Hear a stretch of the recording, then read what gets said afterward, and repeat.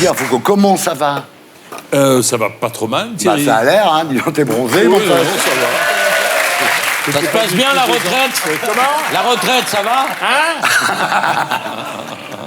Alors ce soir, c'est l'élection Miss France. 21 ans que tu présentes ce concours. Oui. 20 ans de trop.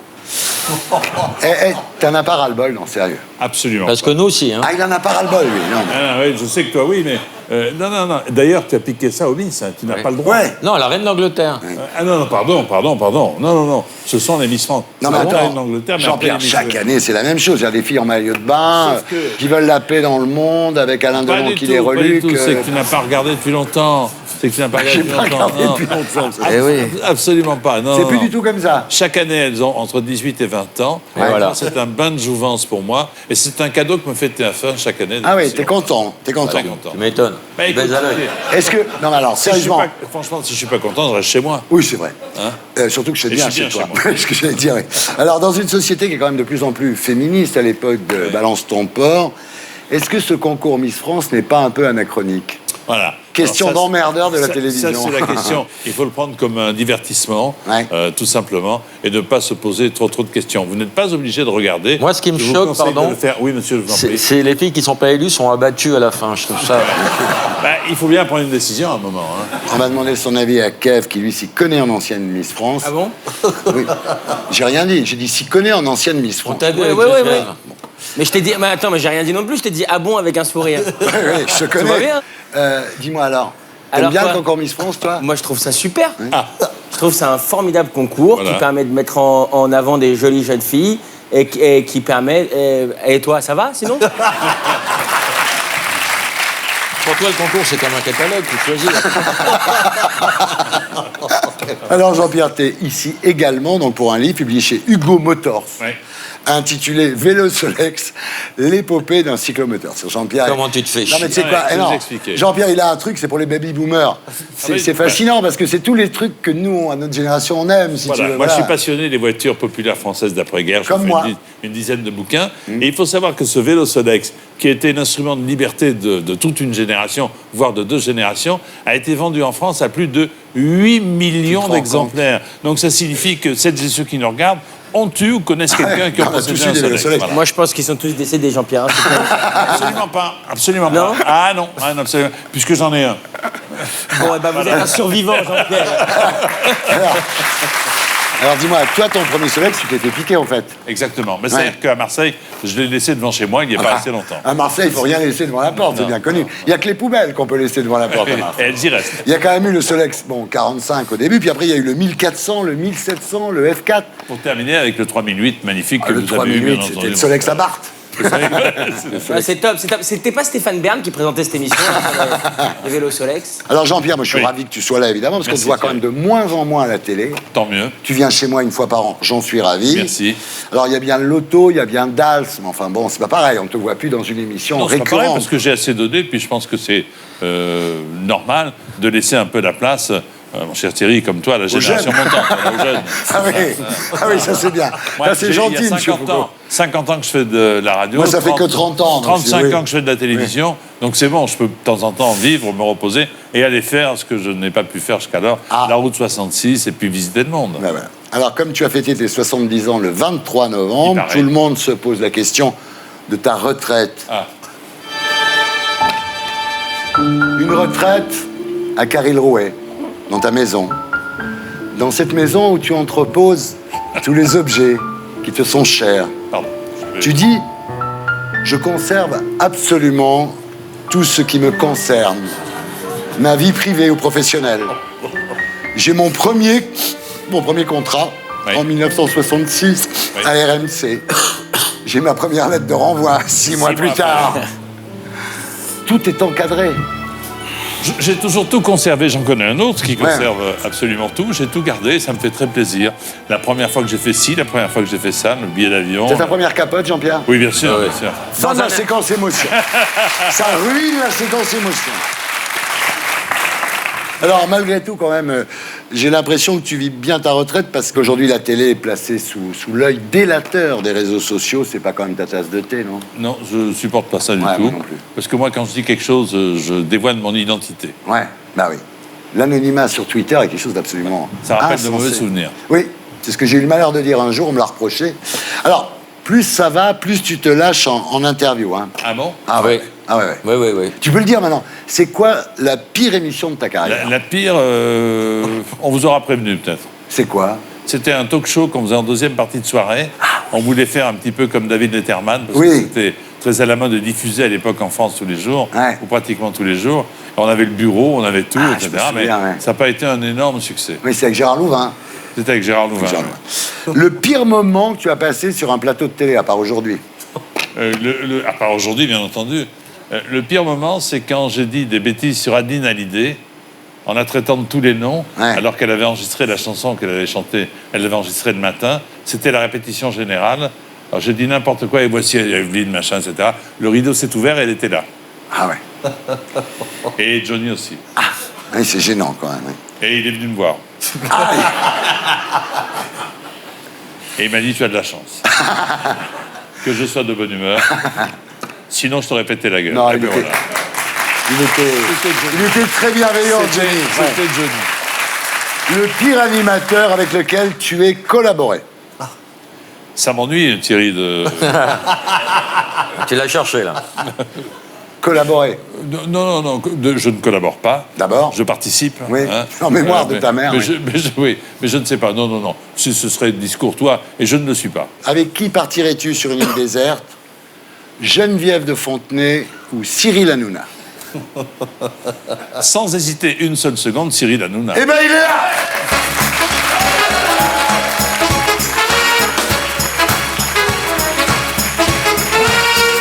Non. Moi, je sais que c'est une blague, Thierry, parce que j'ai vu dans tes yeux. Mais pour le public, c'est pas cool parce qu'ils ont tous fait. Où ça? Et ça, c'est pas sympa. Nous sommes deux sœurs jumelles, nées sous le signe des Gémeaux. Mi fa sol la mi ré mi fa sol sol sol ré do. Toutes deux demoiselles ayant eu des amants très tôt. Mi fa sol la mi ré mi fa sol sol sol ré do. IBI, bonsoir. Alors, après un premier album, disque d'or et 2 ans de tournée, vous sortez votre deuxième album qui s'appelle H. Tu te trompes dans tes fiches, c'est pas des chanteuses, ce sont des garagistes transsexuels. C'est pour la fin, c'est la P4. Alors, on va parler de l'album, évidemment. Mais d'abord, on va se demander qui vous êtes. Alors, vous vous appelez Lisa Kende Diaz. Hein, et vous, Naomi Diaz. C'est ça. Et vous n'avez pas vos macarons. D'habitude, vous avez des macarons. Non, Et je me suis dit, je vais les reconnaître comme ça. Ils sont où, les macarons? mais ils sont plus là. T'as c'est une période fini. macaron. J'ai une période macaron. Mais elle c'est change, fini. elle change. Ça n'a pas tenu sur la durée. Ouais.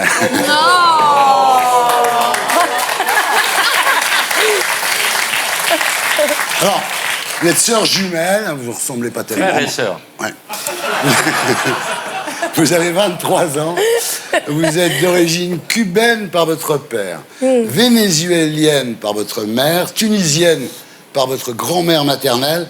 Et vous avez quoi de français alors vous savez faire grève? Est-ce que vous savez faire grève? Non, mais on a grandi en France, on a été éduqués ici, on est allé à l'école ici. Mais la coiffure là-bas, rassure. Alors, votre nom de scène, c'est IBI. Ça veut dire jumeau en yoruba. Voilà.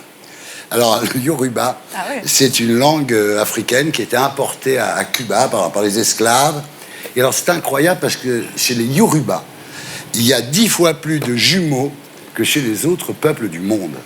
Est-ce qu'on a trouvé pourquoi? Mais c'est génétique. Oui, d'accord. Mais bon. Rajoute, connard.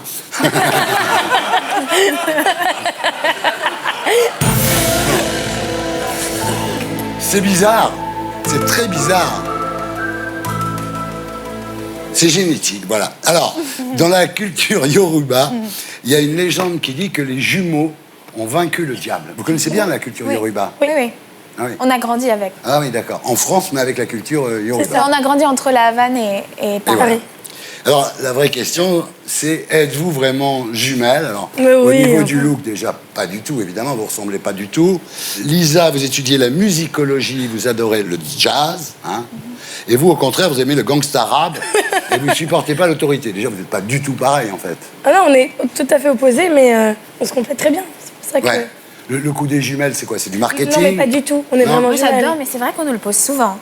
On nous dit incroyable, c'est toujours Excel passer. qui a inventé. Excel, c'est notre label. On nous dit c'est Ouais. Excel qui a inventé, qui vous a marketé en tant que jumelle. Pas du tout. Et à chaque fois, je me dis, ça serait brillant en fait de le faire, mais non. Mais bien sûr. Bon, bah, mais vraiment, c'est vous beaucoup. êtes peut-être rencontrés il y a 3 ans, et la maison de disques a dit, vous allez dire que vous êtes jumelles. Non, non, non, pas du tout. Mais Faudrait quelle le preuve faire. avez-vous Les du contraire? Bogdanov se connaissaient pas il y a 8 jours. Alors, Lisa s'occupe de l'écriture, de la composition, du lead vocal, et vous, les arrangements et les percussions. Vous êtes bien réparti le boulot. Alors, en fait, votre décision de faire de la musique vient d'un traumatisme. À la mort de votre père, vous aviez 11 ans, et vous faites de la musique pour lui rendre hommage. Oui. On pensait pas qu'en fait on allait devenir musicienne du tout. On n'avait pas Ouais. du tout prévu de devenir musicienne. Ça Ouais. nous a un peu rattrapés. C'est réussi, en tous les cas. Alors, votre père, il s'appelait Anga Diaz. C'est un conguero, c'est-à-dire un joueur de congas. Et c'est un des meilleurs du monde. Hein. Ouais. Oui. Et il était membre du Buena Vista Social Club, que tu connais, Laurent, j'imagine. Très bien, que aussi. j'adore. Évidemment, Ouais. on écoute.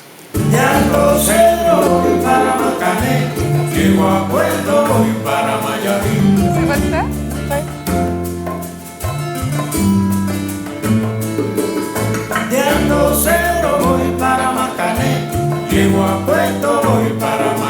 Ça vous fait du bien d'entendre ça. C'est normal. Parole de Jacques Vabre. Hein. Et ça, on ne le dit pas assez. Vous vivez à Cuba jusqu'à l'âge de 2 ans. Ensuite, vous déménagez à Paris. Vous grandissez entre le 14e arrondissement et San Juan y Martinez, qui est le village de votre père. Et vous avez 16 ans quand vous lancez votre duo IBI. Alors, Mais au vous début, avez c'est un- combien d'écart les deux 2 minutes. 2 minutes. On va arriver à les piéger, je pense. Alors au début, c'est un petit groupe acoustique. Et en 2014, la planète entière vous découvre avec ça.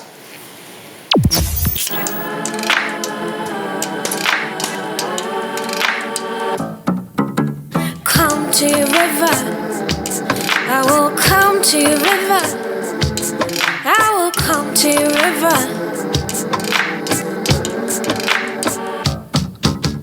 Come to your river.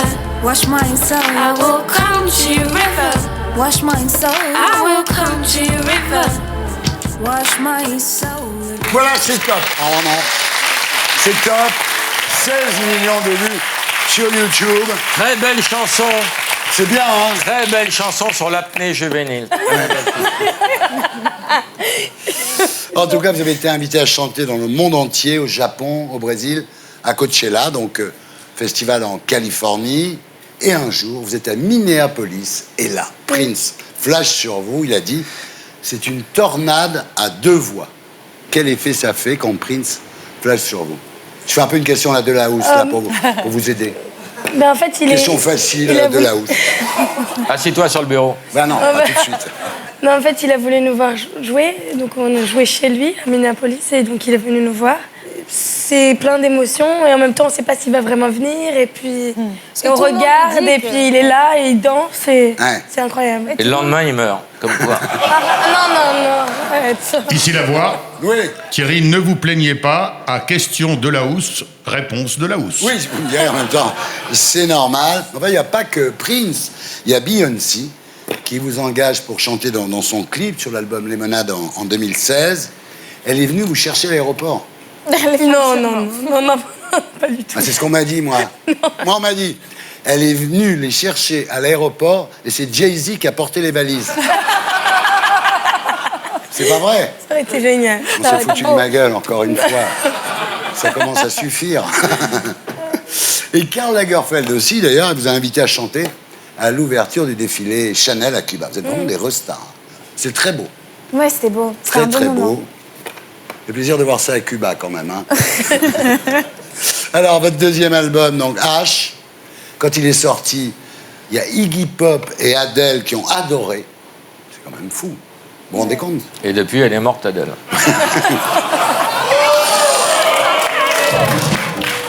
Alors, on n'a pas droit aux vannes pourries, alors allons-y, d'accord. Si. Alors, dans cet album, une chanson s'appelle No Man is Big Enough for My Arms, dans laquelle on entend Michelle Obama. C'est une phrase d'un de ses discours. C'est au moment où Trump parlait d'attraper les filles par la chatte. Tu te souviens? Oui, très bien, on l'a fait ensemble.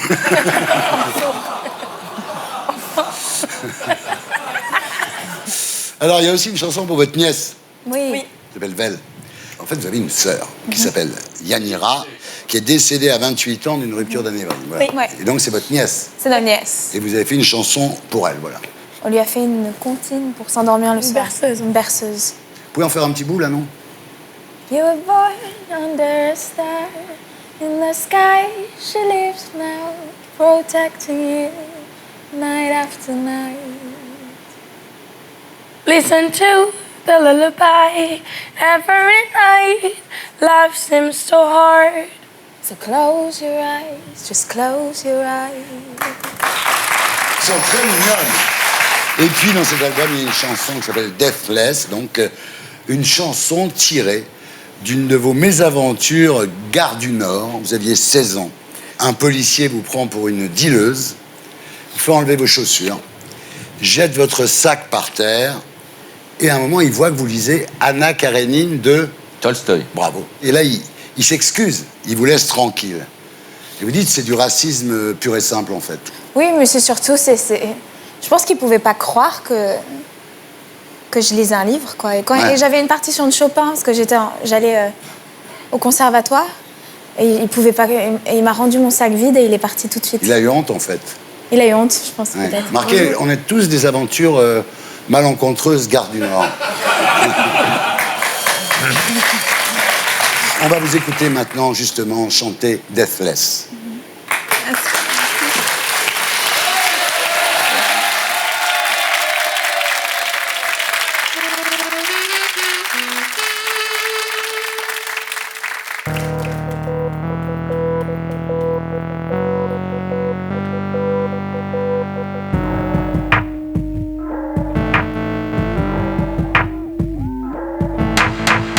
He said,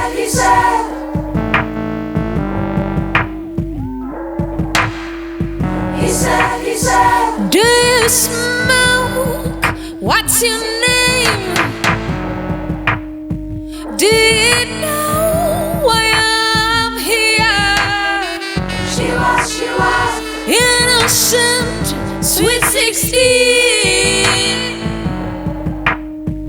Frozen with fear. Whatever happens, whatever happens.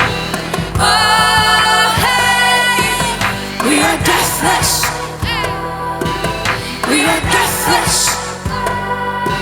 Whatever happens, whatever happens. Oh, hey, we are deathless. We are deathless.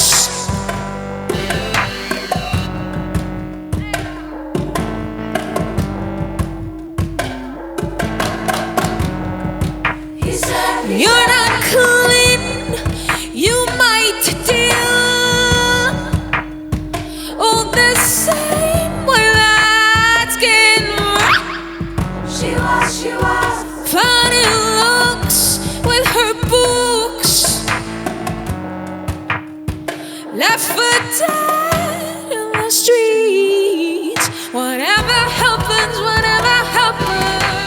Oh, hey, we are deathless. We are deathless. Whatever happens, whatever happens. Oh, hey, we are deathless. We are deathless. Whatever happens, whatever happens, we say, oh, hey, we are deathless. Yes, we are. We are deathless.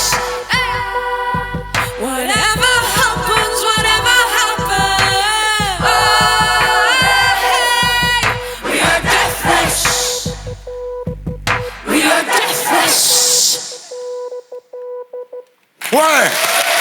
Voilà, le morceau s'appelle Deathless, l'album s'appelle H. Ibi en tournée dans toute la France et à l'Olympia le 16 octobre. Ça va Thierry? Super. Notre premier invité a des lunettes et on s'est beaucoup moqué de lui à l'école à cause de ses cheveux et de son accent. Christine Bavreau, bonsoir.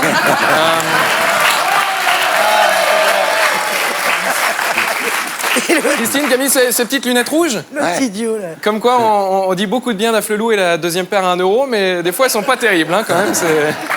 Non, ça, c'était le vide-grenier de Jean-Pierre Coff. Ça n'a rien à voir. Bon, en tout cas, Christine, vous venez pour la télé 2 Bravo, diffusée sur C8. Voilà, si ça avait été sur Énergie 12, ça aurait été la télé A Bravo. Et c'est bien, 30 ans de télé, c'est sur C8. Voilà, quand c'est Michel Drucker, c'est sur la chaîne Histoire. Et non, 30 ans de carrière, c'est vrai que quand on a un nom comme le vôtre, Bravo, on était obligé d'avoir du succès. Moi, je m'appelle Village, je vis en appart, j'ai l'air d'un con. Tu vois, c'est vrai. Tout à l'heure, il y a Nana Mouskouri qui vient. Mouskouri, ça veut dire longévité en grec. Ouais. Non, je déconne, ça veut dire plat gratin, on s'en bat les couilles. Bref,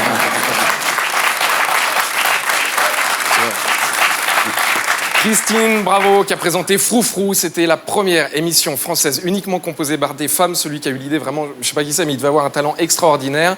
C'est qui? C'est elle. C'est vrai? Ouais. C'est pas vous? Moi, j'ai fait que produire l'émission, c'est elle qui l'a d'accord. inventé, moi. Ah, c'est vous qui produisiez, ça Ah bah c'est oui. malin. Habillé. Non mais c'est très malin. Là on sent le producteur. Parce que bon, vous avez passé pour un féministe, un avant-gardiste, mais surtout en les payant moitié moins, vous avez économisé beaucoup d'argent. Et ça c'est...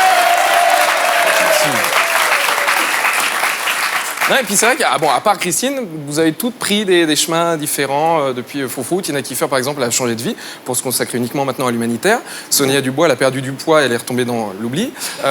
Joëlle Goron, elle est en maison de retraite aujourd'hui. Et... Ah non, pardon, elle est sur RTL, autant pour moi, c'est pareil. Non, et finalement, il n'y a que vous qui vous en sortez bien, ça c'est cool. Il paraît que Sonia Dubois, d'ailleurs, est prête à reprendre du poids et à manger du Nutella pour refaire de la télé avec vous. C'est vrai. Non, voilà, ça... Elle ça est venue vous touche. ici, elle l'a dit. Mais oui, bien sûr. Comme quoi, s'il suffisait de bouffer du chocolat pour refaire de la télé, Philippe Risoli, on l'appellerait Kinder Bueno, tu vois, c'est con. Notre invité suivant, Thierry, il est comédien. Il a joué un cycliste, un animateur radio, un pilote d'avion de chasse, des flics, des voyous, même Astérix et le mec de Virginie Efira. Bref, c'est plus un CV, c'est un rêve de gosse. C'est Clovis Cornillac.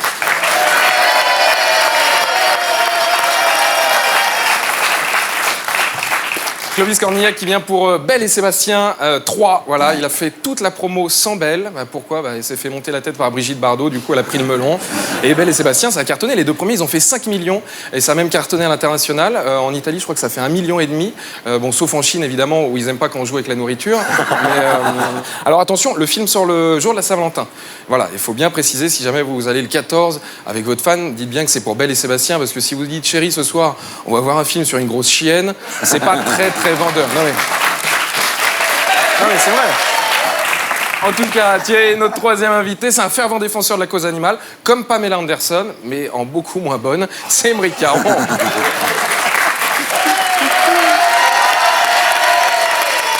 Alors, Émeric Caron, au début de votre carrière, vous avez couvert les conflits au Kosovo, en Irak, en Afghanistan, en Côte d'Ivoire et au Congo. Vous avez eu beaucoup de chance parce qu'aujourd'hui, vous pourriez être marié à Jean-Jacques Bourdin. Et... J'y pensais. Oui, d'ailleurs, je suis choqué qu'il n'ait pas été présenté comme grand reporter. Oui, grand reporter de guerre, putain, merde. Non, mais journaliste, écrivain, voilà. Et c'est vrai que voilà, fin 2014, vous avez annoncé officiellement que vous étiez vegan. Mais c'est vrai que vous êtes un fervent défenseur de la cause animale. Il va même très loin, Émeric, jusqu'à défendre Joe Cooker, Serge et Bernard Lama, Yves et Bernard Lecoq, Didier Bourdon et Jean-Michel Jarre. C'est très très fort. Émeric Caron qui sort un nouveau livre qui s'appelle Utopia 21, voilà.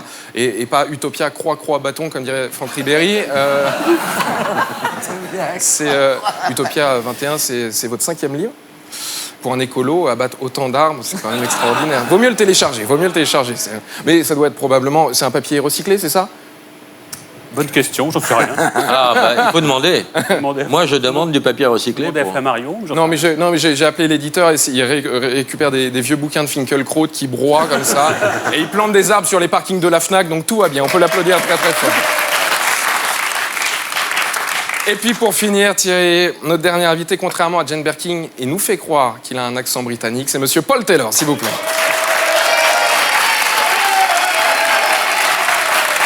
Alors... Paul Taylor, vous l'avez dit, c'est l'anglais qui se moque des Français et c'est vrai que tu t'es beaucoup foutu de notre gueule dans tes What the fuck France, en te moquant de la France, de notre administration, notre fromage, du vin. Sérieusement, Paul? Tu veux qu'on compare nos pays? Parce que votre gâteau le plus connu, c'est le pudding, on dirait du caca. Votre boisson, c'est la bière, on dirait du pipi. Le matin, vous mangez des haricots à la tomate sur du pain. Regardez la photo, c'est pas un menu, on dirait une gastro, sans déconner.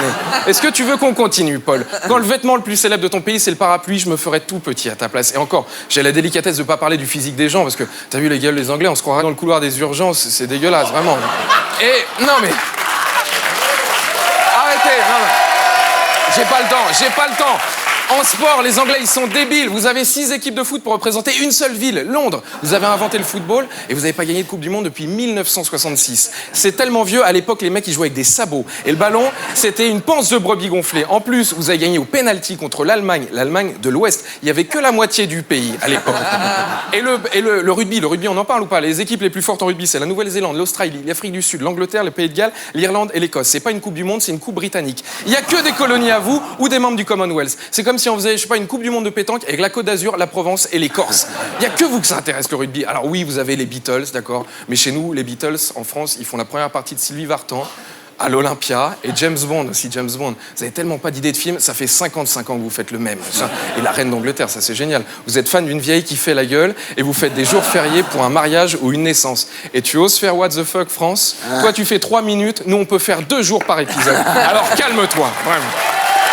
Allez, bonne émission, bon courage. Et maintenant, mesdames, messieurs, on passe à notre invité politique de la semaine.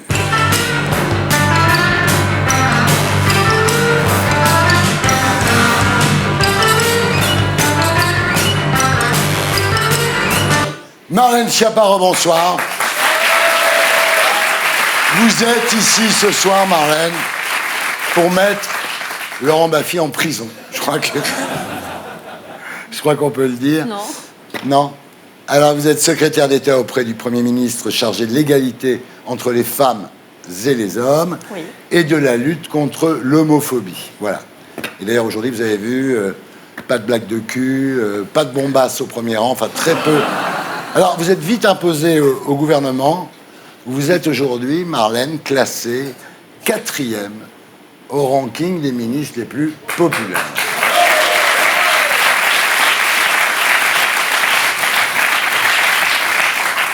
Vous dites au départ, j'ai été passé au napalm.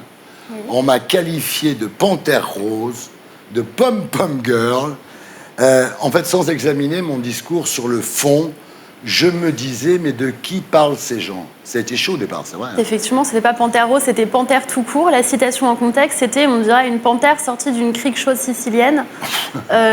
C'était dans un vrai journal, hein, imprimé, avec un OJD, etc. Donc, je découvre un peu le sexisme en politique.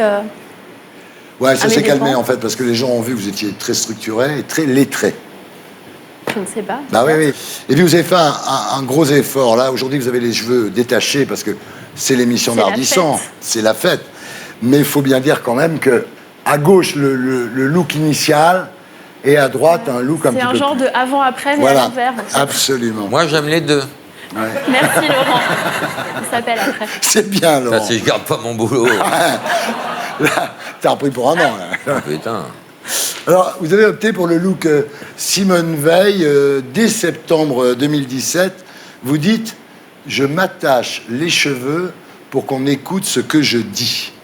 Oui, juste, j'en avais un peu marre, dès qu'il y a un article qui parle de ce que je fais, enfin qui est censé parler de ce que je fais, d'avoir 3 paragraphes sur mes cheveux, mes ongles, mes vêtements.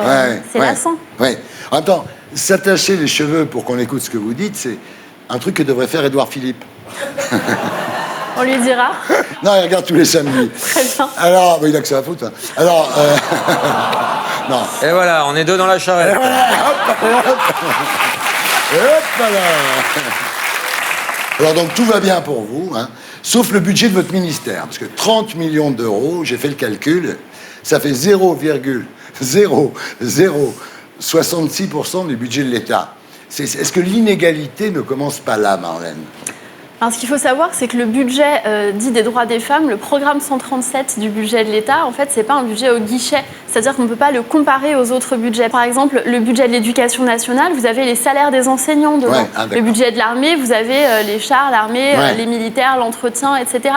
Le budget des droits des femmes, c'est principalement des subventions aux associations. C'est pas quelque chose qu'on peut comparer à d'autres budgets. D'accord.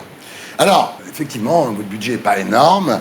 Et puis, en plus, quand on voit la photo du gouvernement, on vous cherche un peu, donc vous êtes planqué au fond. Qu'est-ce qui s'est passé? Soit vous êtes arrivé en retard, soit ils ne vous calculent pas dans ce gouvernement. Je vous laisse libre de votre interprétation. Je pense que vous êtes arrivé en retard.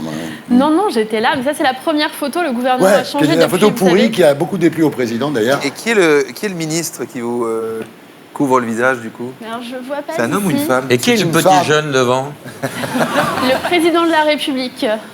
On respecte un petit peu, s'il vous plaît, Laurent Baffy. Alors, Marlène, vous êtes très singulière. Hein. Vous êtes jeune, vous êtes issue de la société civile, vous avez fait votre scolarité en ZEP, vous n'avez pas fait l'ENA, vous n'avez pas fait HEC. Le diplôme langue de bois, vous l'avez ou non? J'ai pas l'impression. Non, vous de je me crois le dire. pas. Non, je crois pas. Vous êtes née à Paris. Oui.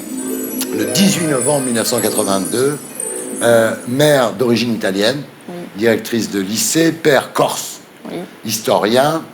Alors, vos parents étaient trotskistes. Alors ça, c'est énorme parce que vous dites, enfant, j'entendais tellement souvent dire Karl Marx a dit que je pensais que c'était un ami de la famille. Ah oui? C'est beau. C'est marrant. C'est vrai Hein. Karl Marx a dit. Ou un jeu. Ouais, c'est ça. Alors, vos parents étaient séparés durant votre enfance, vous viviez en HLM, Oui. vous êtes habillé low cost. C'est le moment Émile Zola de l'émission. Non, mais moi je suis très. Alors je vais vous dire, je suis très respectueux de ça. Très bien. Les gens qui sont partis de rien pour y arriver, je trouve ça formidable. Alors vous grandissez dans le militantisme, donc les réunions, les tractages, les pétitions, les manifs, vous avez été élevé là-dedans en fait, c'est votre truc. Absolument. Et dans les livres. Oui. Parce que votre père, il était pas marrant. Hein, quoi. Non, il était sympathique quand même. Il était pas marrant, mais sympathique quand même. Il était extrêmement sympathique. Extrêmement sympathique, Mais à la maison, TF1 était interdit. Oui, alors oui. Non, mon père est adorable. Il nous a couverts d'amour, ma sœur et moi. Il nous a élevés de manière très égalitaire, en plus, l'une et l'autre. Mais effectivement, il a quelques principes. Souvent, il a beaucoup de principes. Le mot principe revient souvent dans son vocabulaire. Voilà, TF1, non. Bah, notamment, j'avais pas le droit de regarder le Club Dorothée. Ou Ah non, mais ça, c'est bien. C'est normal, ça. Oui, en même temps, honnêtement, c'est pas mal. Alors, très jeune, vous écumez les petits boulots. Oui. Très tôt, vous êtes indépendante financièrement. Oui. Et ensuite, vous rentrez dans la vie active. Vous êtes d'abord chargée de veille sur les nouveaux médias chez Euro et RSCG, journaliste à Yahoo. Ensuite, vous créez le réseau Maman Travail, qui devient le premier réseau de mères actives. Oui, le constat de base, c'était de... Moi, je suis devenue mère assez jeune, vers 24 ans, et je travaillais effectivement dans une agence de pub, et je me suis aperçue que c'était compliqué d'être au même moment à la sortie de la crèche pour aller chercher son bébé, et en brief stratégique très important. Il suffit de s'organiser, c'est pas non plus... Laurent. Et de surcroît, je me suis aperçue que ça pesait plus sur les mères, cette conciliation vie professionnelle, vie familiale. Et j'ai voulu partager et échanger avec d'autres mères qui travaillaient et en faire un lobby en direction des pouvoirs publics pour porter la parole des mères qui travaillent. Oui. Ensuite, vous décidez d'aller vivre en dehors de Paris, vous allez au Mans, mais là... Pendant 24 heures seulement. Hein, non. Vous devenez adjointe. Vous devenez adjointe au maire du Mans. Donc oui. Dès que vous êtes quelque Jean-Claude part, Boulard. Ça marche pour vous. Jean-Claude Boulard, c'est son nom. C'est Boulard. Ah ouais, C'est Boulard. le maire du Mans. Je savais pas. Il est resté très simple, hein, Boulard. C'est un bon gars. Ouais. Ensuite, le cabinet de Laurence Rossignol. Oui, c'est vrai. Hein. La politique vous intéresse à ce moment-là, mais il n'y a aucun parti qui ne trouve grâce à vos yeux. Absolument. Et là... Emmanuel comme un soleil, Emmanuel toujours plus belle. Eh oui, vous adhérez au mouvement En Marche dès le lancement. Hein. Absolument. Chez vous par Internet. Le jour hein. même. Tout de suite. L'heure même. Et le 17 mai 2017, vous êtes nommé donc ministre du gouvernement. En parallèle de cette carrière politique, vous avez écrit 20 livres. À peu près, oui. Sûr. Ben, il y en a un dont elle n'aime pas beaucoup qu'on lui parle, Marlène. Ah C'est oui. quoi? Oser l'amour des rondes. On peut en parler, ça ne me dérange pas. Moi, j'ai juste 2 questions à vous poser. Vous expliquez que les hommes s'accrochent aux rondes. C'est-à-dire que quand on a connu une ronde, on revient vers les rondes. Ça fait plaisir. Ah, je comprenais pas ce que c'était l'amour des rondes. Je croyais que c'était tourné autour d'une baraque la Non, nuit les rondes. avec une torche, quoi. Je comprenais C'est pas. vrai, les mecs préfèrent les rondes? Non, c'est un petit livre que j'ai écrit pour m'amuser dans une collection qui me faisait rigoler quand j'étais hyper vous jeune. excusez pas, c'est pas grave. Non, je m'excuse pas, mais je contextualise, voilà. Donc c'est rigolo, donc c'est un peu de mauvaise foi et un livre un peu pour réconforter à la base les jeunes filles un peu rondes.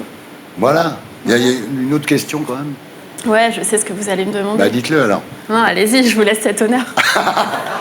Non, c'est que les rondes feraient mieux des fellations que les pas rondes. Ah, ça faisait bien 30 secondes qu'on n'avait pas parlé de cul. Allô? Non, Tex, je peux pas te parler. Tu me rappelles. C'est pas le moment, je t'embrasse. Il est con. Alors en ce moment, vous publiez aux éditions de l'Aube Laïcité Point, coécrit avec Ça. Jérémy Pelletier de la Fondation Jean Jaurès. Moi, je trouve bien le bouquin, vous allez voir pourquoi. Parce que le pitch, c'est qu'à travers la défense de la laïcité, vous défendez le droit des femmes à s'habiller comme elles veulent, à boire ce qu'elles veulent, et à coucher avec qui elles veulent. Voilà. Absolument. Et, non mais sérieusement, c'est une vision de la laïcité. Parce quand on parle de laïcité, c'est toujours un peu quand même compliqué, quoi. C'est toujours un peu punitif, austère, voilà. Là, c'est la laïcité vue sous un jour agréable. Alors, dans le chapitre 6, vous dites, c'est la laïcité qui autorise l'hédonisme absolu, sans barrière ni contrainte dogmatique. La laïcité offre une forme de droit à l'ivresse ou de droit à l'orgie gargantuesque. Mais vive la laïcité, alors! Un temps. Vous écrivez, plus encore que le droit au péché, la laïcité protège le droit au plaisir. Et c'est vrai, parce que comme les lois religieuses ne s'appliquent pas, on peut faire tout ce qu'on veut. On peut baiser à 1, à 2, à 3, à 4, à 10 si on veut. Non mais sérieux. Absolument. Mais pas en regardant la une. Non, bah. Mais dis-moi, c'est cool. Non mais sérieux, c'est cool la laïcité, non? Non mais c'est très sérieux. Là, vous prenez des phrases sorties du contexte. Mais elles sont vous bien, avez les phrases. raison, mais les phrases sont bien. L'idée pour nous, c'était de dire, il suffit pas d'avoir des discours austères sur la laïcité en disant, faut défendre la laïcité, c'est important, point. L'idée pour nous, c'était d'expliquer ce que c'est que la laïcité et comment ça protège un cadre de vie dans la vie quotidienne. C'est un très bon argument de vente pour votre livre, c'est-à-dire qu'on y trouve la version sympa de la laïcité. La version agréable. Alors, votre mari vous appelle le bulldozer, dis donc. Oui. Sans rapport avec le sujet précédent. Non, je sais pas. Le pauvre. Je ne connais pas, moi. En fait, chez vous, il n'y a pas tellement de parité. Et c'est vrai, depuis que vous êtes parti au gouvernement, c'est un peu votre mari qui s'occupe des enfants, quoi. Mais jamais tu débarrasses la table sans déconner. Non. Moi, je le fais, moi. Bien sûr. Je passe l'aspirateur, moi. Et tu mets toujours ta nuisette quand tu passes l'aspirateur. Comme Freddie Mercury. C'est un aspirateur avec ou sans sac? C'est un Dyson, monsieur. Faut que tu dises 2 autres marques d'aspirateur. Oui, oui. Hoover et Siemens. Philips. Et Siemens. Roventa, oui, Roventa. Alors, non, mais c'est vrai. Enfin, disons que c'est pas mon truc. À la base, je suis pas quelqu'un qui fait le ménage, je suis pas très maniaque. Donc, de façon générale, au-delà de la question de parité, c'est une question de caractère. Moi, je suis pas très portée sur les tâches ménagères. Il n'a pas intérêt à bouger, votre mari. Parce que vous faites de la boxe maintenant. Oui. Plusieurs fois par semaine. Oui, mais je ne frappe pas mon mari. Je n'incite pas les femmes à frapper leur mari. Mais les gosses, tu les déglingues quand même. Bon, mais cette interview s'est plutôt bien passée, je dois dire. Moi, je voudrais rajouter un truc. Marlène a dit dans une interview que son film préféré était Les Clés de bagnole. Ah oui. C'est vrai. Ce qui m'a scotché parce que genre, 20 ans après, j'ai trouvé quelqu'un dont c'est le film préféré. Donc, je lui ai fait des petits cadeaux pour la remercier d'avoir très vendu.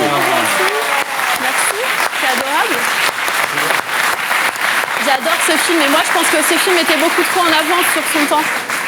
Donc ça, c'est le petit C'est cadeau. adorable, Ouais, il y a un petit truc pour le boulot, ça c'est pour les loisirs. Il y a un truc pour le boulot aussi. C'est quoi? Une règle? Ouais, c'est pour toi qui mesures l'égalité des sexes, tu vas moins galérer avec ça.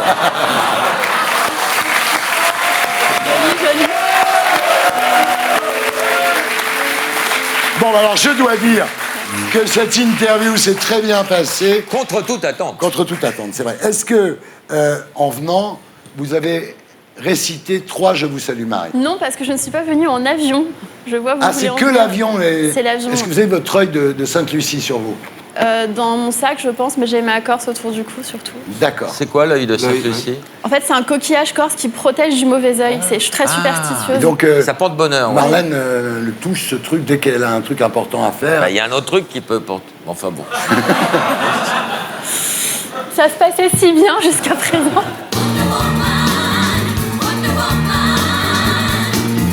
All the world is waiting for you and the power you possess. Alors, Patrick, vous ne serez pas étonné que je vous fasse une interview tout sur ma mère.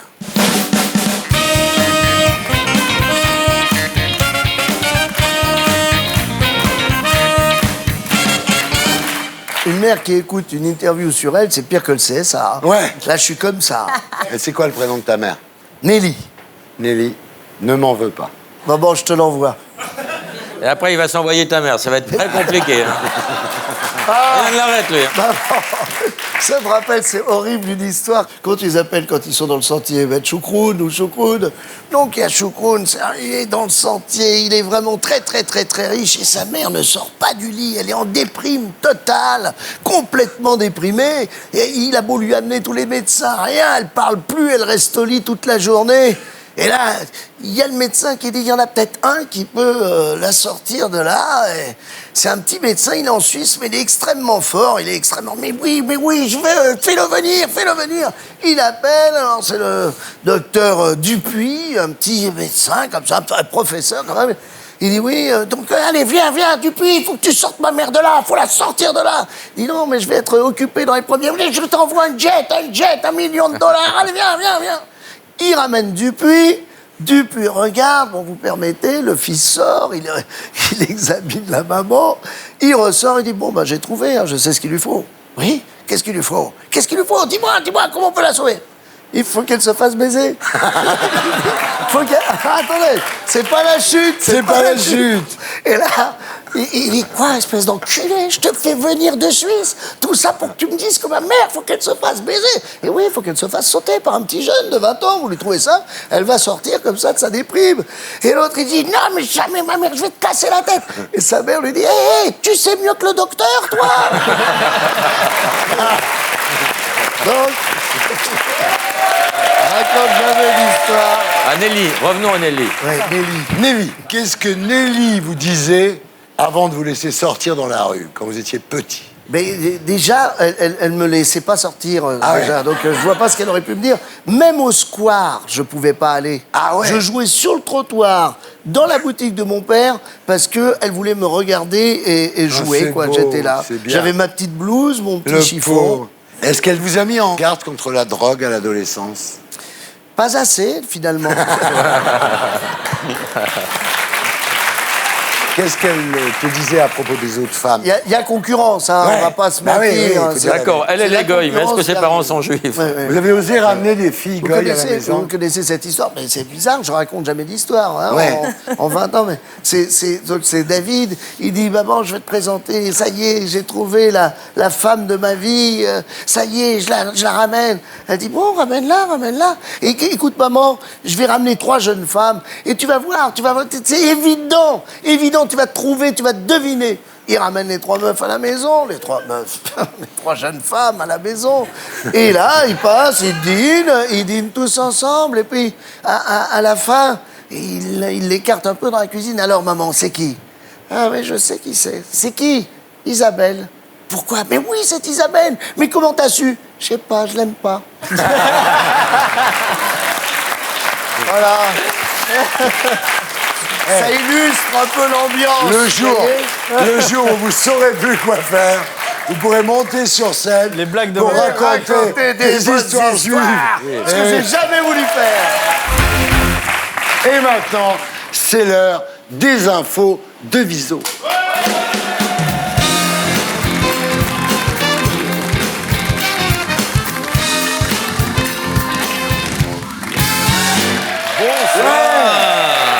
Bonsoir à tous. Bonsoir Thierry. On attaque tout de suite avec la politique française. C'est l'événement de la semaine, Notre-Dame-des-Landes. Le projet d'aéroport définitivement enterré. Le gouvernement français a encore fait mieux que la Malaysian Airlines en faisant disparaître non pas un avion, mais tout un aéroport. Et avec l'abandon du projet Notre-Dame-des-Landes, c'est officiel, Jean-Marc Ayrault n'aura définitivement rien réussi dans sa vie. Autre décision majeure d'Emmanuel Macron cette semaine, la France va prêter la tapisserie de Bayeux aux Britanniques. Ça fait 1000 ans qu'elle n'avait pas quitté le sol français. Et s'il se rend compte que les Britanniques aiment la tapisserie, il est prêt à leur prêter Édouard Philippe après.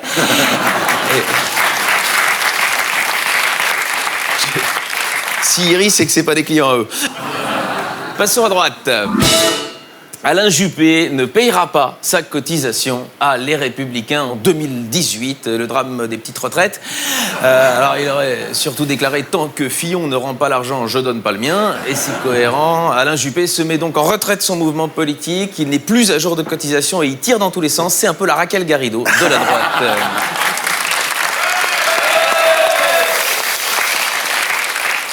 Front National à présent. Pour Marine Le Pen, les immigrés importent une culture de non-respect des femmes.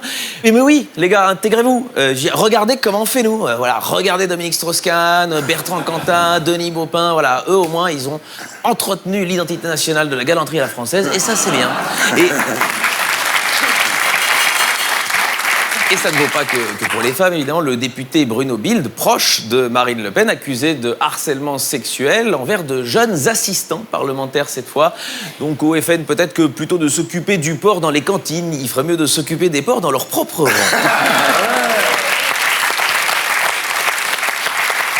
À gauche, le sénateur PS Didier Guillaume va quitter la vie politique et ça soulève tout de même une grande question.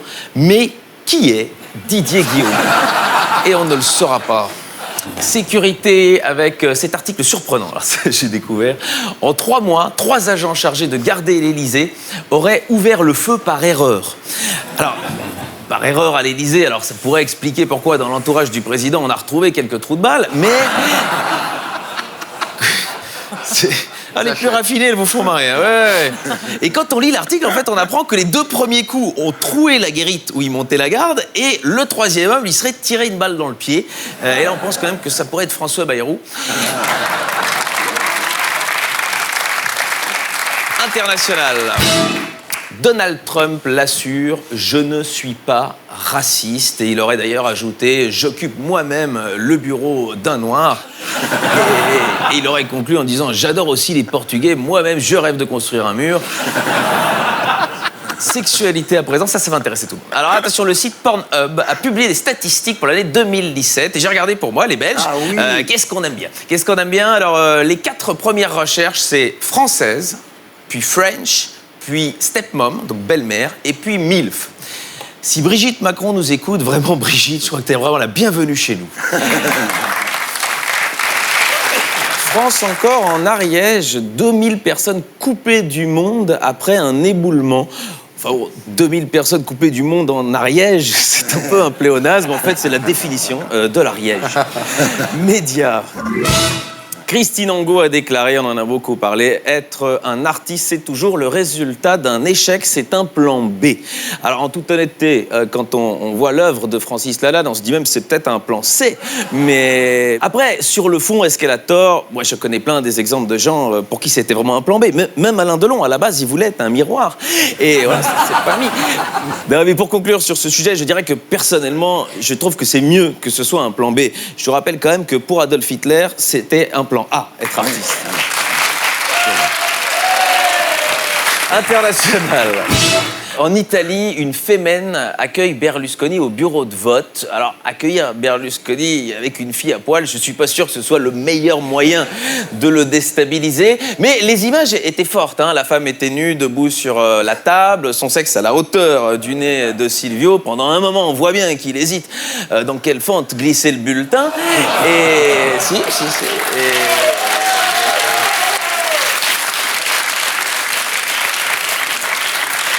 Dès que c'est dégueulasse, c'est l'ovation. C'est très... Ah non, mais ça en dit long sur vous. Hein. On sent une influence Bafir, disons là, c'est clair. Ah non, mais j'étais bien, moi, en septembre, hein, mais voilà.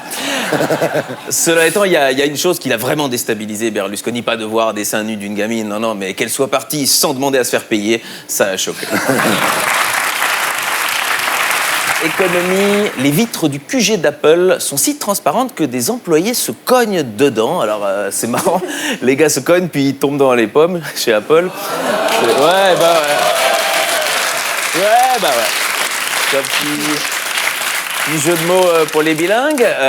Et le plus drôle, c'est que se dire que le majeur problème d'Apple est lié à des Windows, c'est un jeu de mots bilingue, mais dans l'autre sens.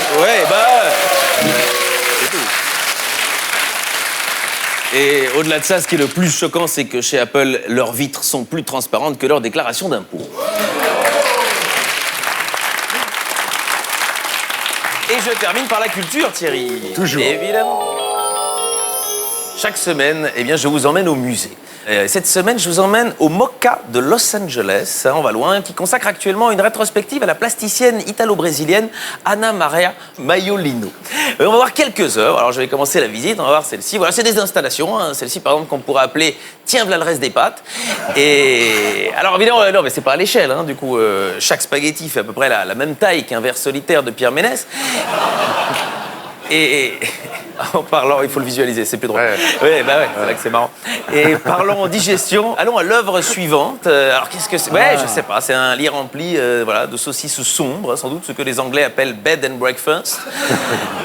Ou alors peut-être c'est une métaphore de la vie sexuelle de Laurent Baffy qui, selon les informations que m'a donné la production, aurait couché avec pas mal de boudins déjà. Et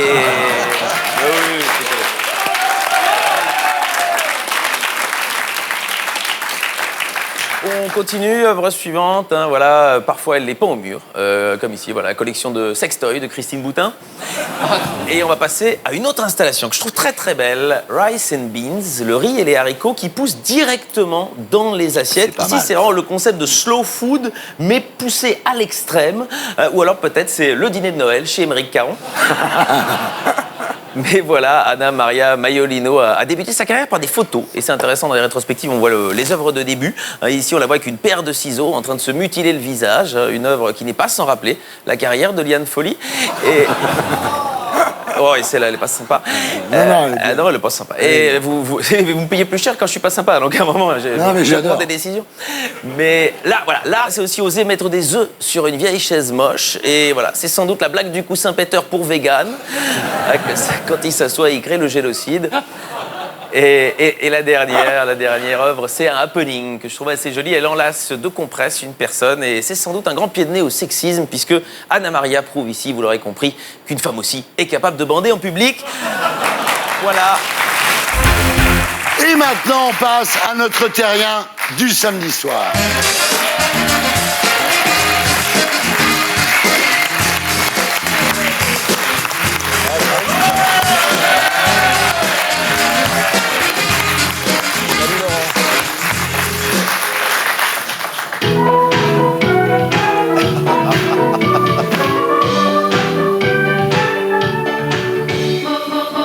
Thierry Beccaro, bonsoir.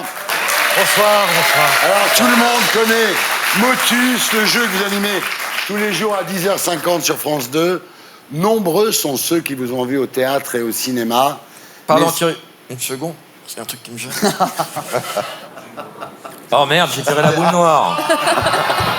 Oh non. Oh merde. Un cul quand même, hein. Ah. Nombreux sont ceux qui vous ont vu au théâtre et au cinéma. Mais ce que les gens ignorent, c'est que votre enfance, Thierry Beccaro, a été un calvaire, en fait. Vous avez été un enfant battu. Vous racontez votre histoire dans un livre publié chez Plomb qui s'appelle « Je suis né à 17 ans ».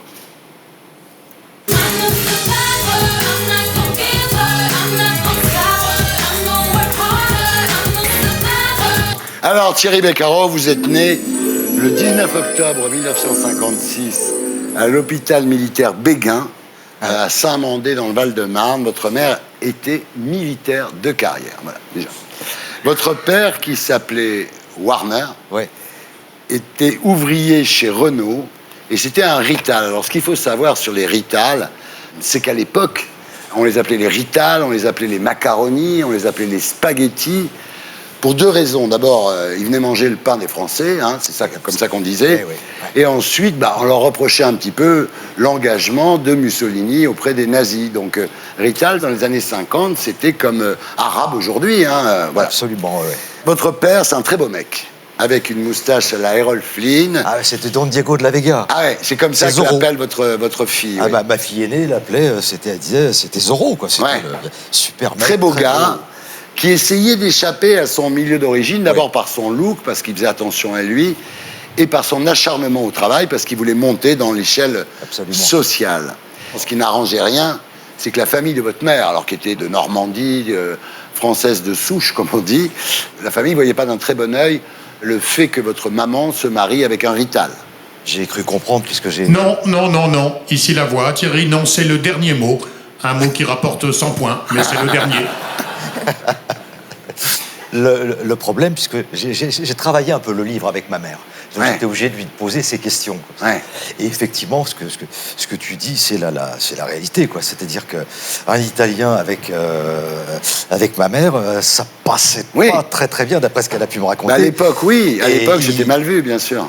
Alors, vu la modestie du train de vie de vos parents et l'emploi du temps de votre mère qui était militaire, on ne peut pas dire que votre arrivée dans la famille soit considérée comme un cadeau du ciel. On est bien d'accord? Visiblement, mes parents n'avaient peut-être pas encore les moyens d'habiter un appartement et tout, donc il a fallu me confier à quelqu'un. Votre grand-mère, enfin vos grands-parents, qui s'appelaient Anna et Pietro, étaient arrivés d'Italie au moment de la dictature fasciste.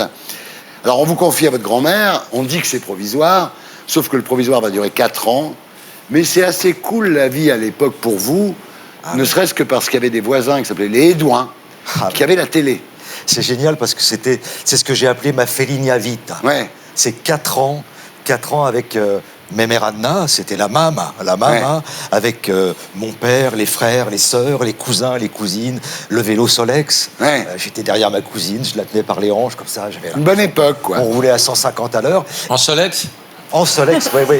Tu mettais du kérosène dans le réservoir? Et ce qui était génial, c'est qu'il y avait ceux qui l'avaient et ceux qui ne l'avaient pas.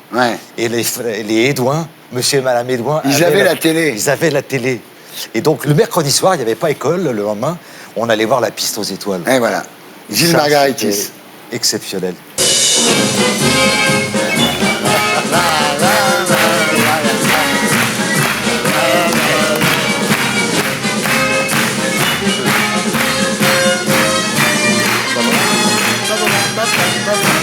La piste aux étoiles, Roger Lanzac. Oui, absolument. Extraordinaire émission que je regardais comme vous, évidemment. Alors, c'est très bien pour vous. Mais vos parents, ils passent finalement le week-end. Ils sont toujours pressés. Vous les voyez pas beaucoup à l'époque, hein? Je les vois pas beaucoup. Et puis, quand ils viennent, je me dis peut-être qu'ils viennent me chercher et tout. Mais non. Donc, je reste avec mes mères Anna parce que d'abord, je suis très très heureux. Et je le dis souvent, j'aurais pu aller n'importe où avec elle. C'était une époque où le temps n'existait pas. C'est une époque bénie. Malheureusement, la parenthèse enchantée va se refermer brutalement en 1960 avec la naissance de votre sœur Valérie. Là, vous retournez chez vos parents. Vous vous apercevez d'ailleurs que finalement, ils vous ont même pas annoncé que vous alliez avoir une petite sœur. J'ai un souvenir où je n'en ai pas, justement. Ma sœur Valérie, que j'adore, que j'embrasse, mais je ne me souviens pas vous en avez pas parlé. D'avoir vu ma mère enceinte. Enfin bon, donc je découvre une petite sœur. Alors vos parents ont déménagé.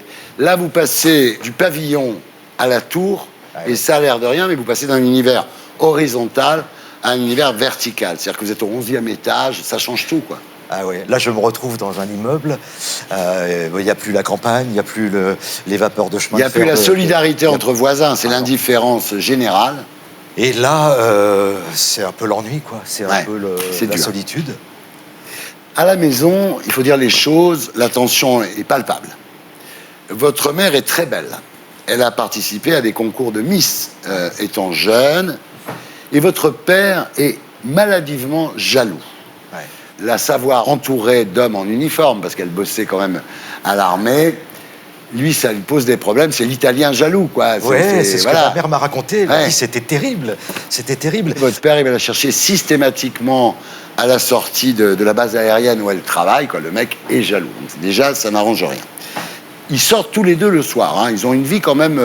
quand vous êtes chez votre grand-mère, ils viennent pas vous voir. Quand vous êtes chez eux, ils sortent le soir. Vous êtes très angoissé de vous retrouver chez vous tout seul. On était dans l'appart, au 11e étage, tout seul avec ma sœur. Et j'entendais dans le couloir le bruit des talons aiguilles de ma mère qui rentrait avec ça. Ça vous rassurait. Clac, clac, clac, clac, clac. Et la clé dans la serrure. Et la clé dans la serrure. Et je me disais, ça y est. Ils sont de retour.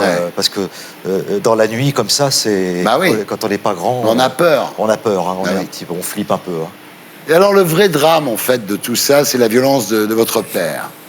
Il s'est extrait, en fait, de sa classe sociale. Il est arrivé à monter. Il est un des meilleurs vendeurs de Volvo. Donc, voilà, il s'en est bien sorti. Mais il est quand même un peu désillusionné sur sa vie. Il est un peu déçu par ce qui lui arrive. Et il boit. Ouais, ça c'est. Alors, il boit des apéros, hein, c'est pas le. C'est ça, Il boit pas une bouteille de vin. C'est l'alcoolisme, ce qu'on appelle l'alcoolisme en col blanc. C'est ça. C'est à la fin de la journée, on va prendre un pot et puis tiens Becca, allez à ton tour, Ouais, et c'est puis ça. le mien et puis. Voilà. Le problème, c'est quand il boit, les coups pleuvent. Quand vous avez une mauvaise note à l'école ou quand vous faites un geste un peu bizarre ou un regard un peu bizarre. Il suffit d'un rien pour entraîner un déluge de gifles et de coups. Des gifles ou vraiment des fessées, quoi, des rouillés assez carabinés. Et pour revenir à l'école, j'étais pris, moi, dans un dilemme qui était hallucinant. C'est que j'étais coincé entre l'obligation de rapporter des bonnes notes à l'école, parce que sinon je risquais de m'en prendre une, mais j'étais aussi condamné à n'avoir pas trop de bonnes notes à l'école, parce que sinon j'étais un faillot et je risquais de me faire dérouiller à la récré. Alors, quand votre père vous frappe, vous comprenez pas évidemment pourquoi, vous allez vous recroqueviller dans l'escalier et vous culpabiliser, parce qu'un gosse que tu frappes, il se dit pourquoi il me frappe, j'ai dû faire une connerie. Et ce qui était vachement difficile avec votre père, c'est qu'en fait il vous battait et ensuite il venait dans votre chambre pour vous dire je t'aime. Ça, c'était quand même incroyable, quoi. C'est-à-dire que je me prenais une rouste assez sévère, et puis il venait m'embrasser le soir après. Et alors je me disais, bon bah ça va, ça veut dire qu'il m'aime, alors c'est bien. Parce que je me disais que j'avais dû faire quelque chose de pas bien. Mais quand vous en parlez aujourd'hui, là, vous vous dites, mais putain, c'est pas possible, putain, de faire une chose pareille, quoi. Il y a quand même des bons moments. C'est vrai, il vous fait écouter Brassens, il vous fait écouter Frank Sinatra, il vous fait écouter Dean Martin, évidemment, Dino Martino, parce que c'est un Italien, et il vous fait écouter ça. Pepito mi corazón, Pepito de mis amores, cántame así, con amor. Thierry, ça c'est un moment formidable parce que c'est ça qu'il faut dire, c'est qu'il y a les rayons de soleil. Il y a la joie du dimanche matin, il y a Sinatra, Dean Martin, et il y a Los Machucambos. C'était ça aussi le problème. C'est une drôle de vie, hein. Ouais. Parce qu'un jour ça allait, et le lendemain, ça pouvait changer du tout au tout. C'est pire que oui. En 1966, vous avez 10 ans. Vos parents vous inscrivent au club de basket à Colombes. Et là, pour la première fois de votre vie, vous découvrez le plaisir d'être acclamé. Mais vos parents viennent jamais vous voir, en fait. Ouais, je crois qu'ils sont jamais venus. Jamais. Ouais, c'était vachement bien, en plus. Alors là, bon, c'est horrible, parce que dans les vestiaires du basket, vous cachez vos marques de coups, quoi. C'est-à-dire, vous avez peur que vos copains voient ça. Disons que je n'ai jamais dit, je n'ai jamais raconté. Parce qu'un enfant, c'est ça qui est terrible, c'est que ça protège ses parents. Ça va pas dénoncer, ça va pas raconter... Moi, j'ai fait mon parcours jusqu'à aujourd'hui sans jamais évoquer quoi que ce soit concernant mes parents et tout ça. D'abord, il y avait une espèce d'orgueil, et puis le raconter, c'est quelque part le revivre. Donc... Alors, en juin 1973, vous avez 17 ans. Une nuit, vous dormez pas, vous entendez des bruits étranges. Dans le salon, votre père se tient debout, un fusil à la main, et il vise votre mère. Ça, c'est quelque chose, c'est indicible sur le moment. C'est-à-dire que là, on est en état de sidération. C'est la sidération. C'est-à-dire que, en fait, je vais saluer mon père, je retourne dans ma chambre, je m'allonge, et j'entends comme ce bruit-là, je l'entendrai toujours, comme un bruit sourd de cavalcade, comme si on se court après, quoi.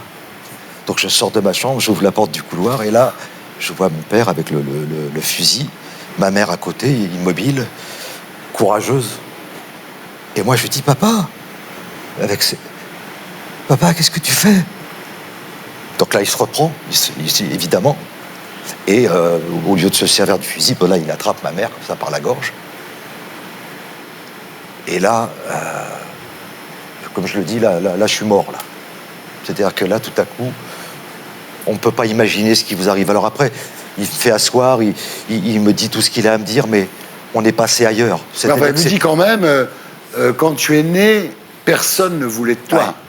C'est-à-dire qu'on savait pas, on n'avait peut-être pas ce qu'il fallait pour te loger. Donc on a tapé à différents endroits et ben, heureusement, mes mères Anna étaient là, quoi.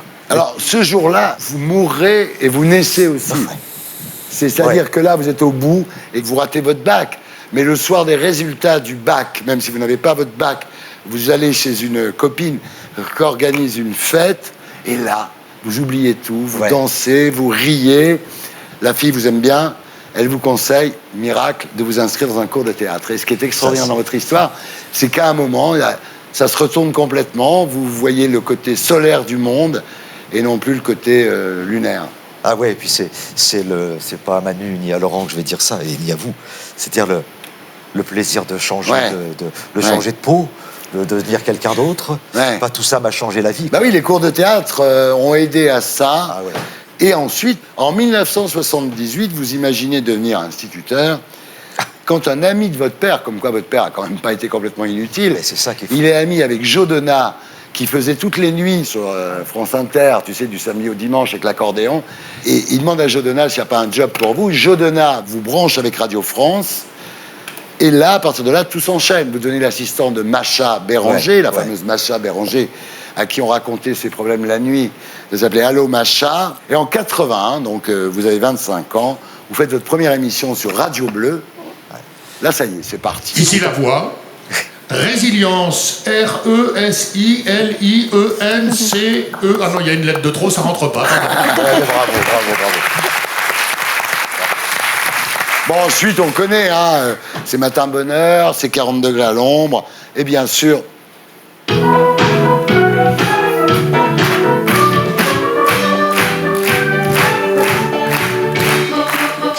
Après, il y a le théâtre. Moi, je vous ai vu débuter au théâtre, les films, les téléfilms.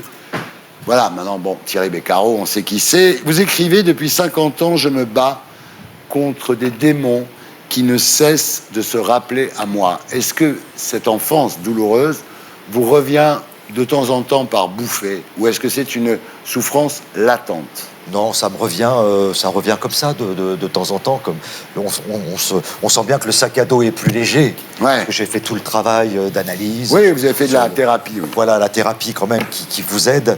Et puis vous arrivez un jour à dire merci maman, merci papa. Et ça, c'est fou. Le jour où on m'a dit et si vous disiez merci à votre père et à votre mère pour tout ça, là j'ai cru que j'allais tomber de la chaise. Et j'ai réfléchi, j'ai dit mais quel parcours ça m'a permis de faire. C'est formidable et c'est pour ça que j'ai fait ce livre, pour dire aux autres, voilà, si vous passez par là, il y a du soleil à l'arrivée. Et maintenant, mesdames, messieurs, on passe à notre qui est au top du top de la semaine.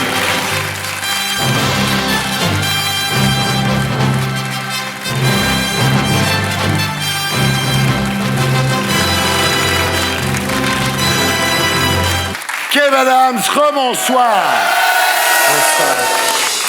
À 26 ans, Kev, vous êtes devenu l'idole des jeunes, scène, télévision, cinéma, en France, aux États-Unis, en Inde, et dit-on dans tout l'univers.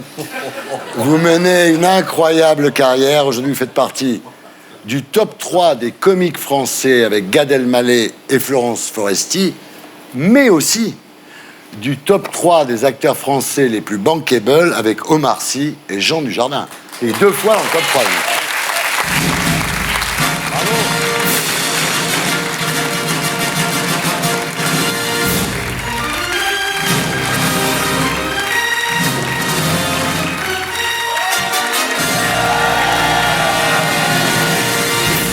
C'est incroyable. Incroyable, c'est dans les 2 top 3. Je vais y aller parce que j'ai rien à dire moi après ça. C'est très touchant et ça fait très plaisir. Ben, c'est la vérité, sûr. Alors on commence avec le cinéma. Vous êtes à l'affiche de Tout là-haut, un film de Serge Hazanavicius en salle le 20 décembre. Ensuite, toujours au cinéma, il y aura Love Addict à la 2. Alors aux USA, donc vous avez fait Super High pour l'appli Black Pills. Et vous jouez donc dans une comédie américaine intitulée L'espion qui m'a largué, The Spy Who Dumped Me. En Inde, c'est The Interpreter. En Croatie, il fait quoi, rien? En Croatie, il faut rien. Je pense qu'il a... C'est une feignasse, ce mec.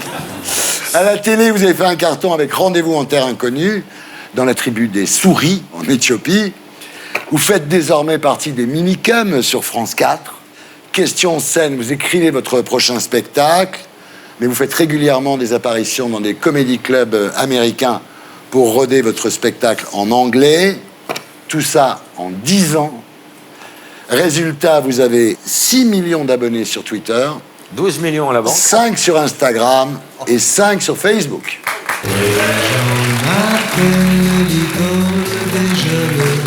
Il en est même qui m'envie.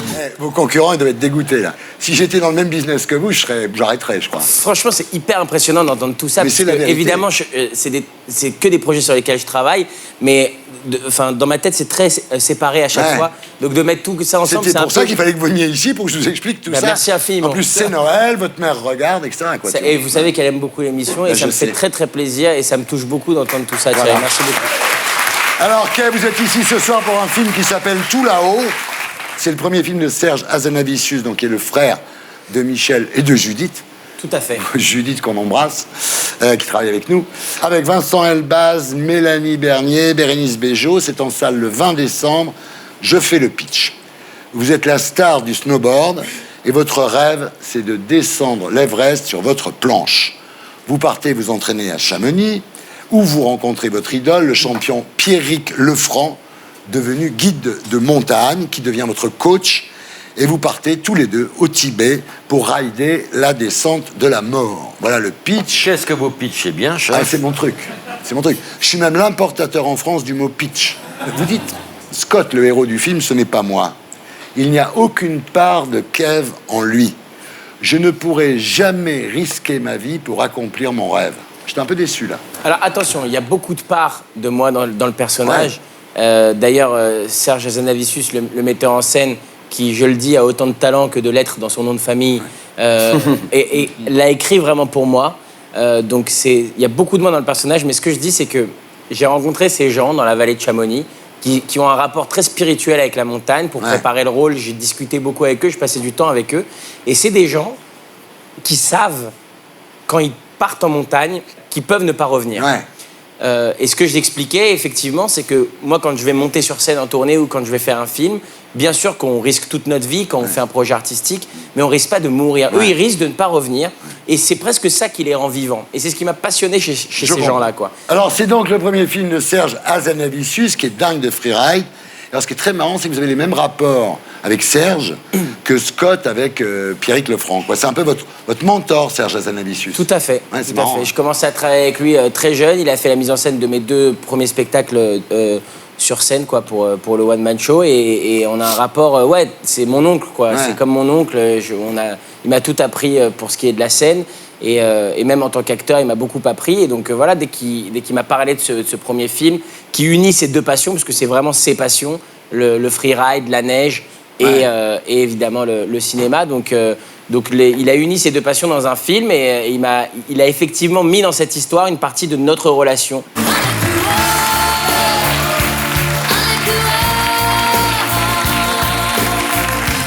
Voilà, Tout là-haut, donc de Serge Hazanavicius. Alors, pour un mec qui était allé au ski 3 fois dans sa vie quand sa mère avait eu un prix au comité d'entreprise, ça a dû vous faire un choc. Ah non, quand vraiment, même. j'étais très très loin de cet univers.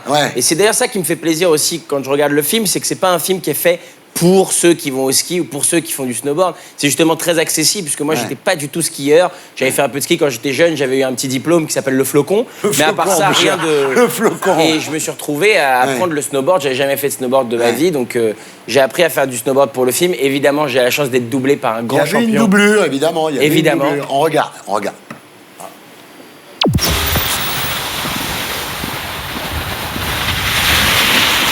Il n'y a plus qu'à enlever les bretelles et à baisser un peu le fut et c'est bon, c'est un snowboard là.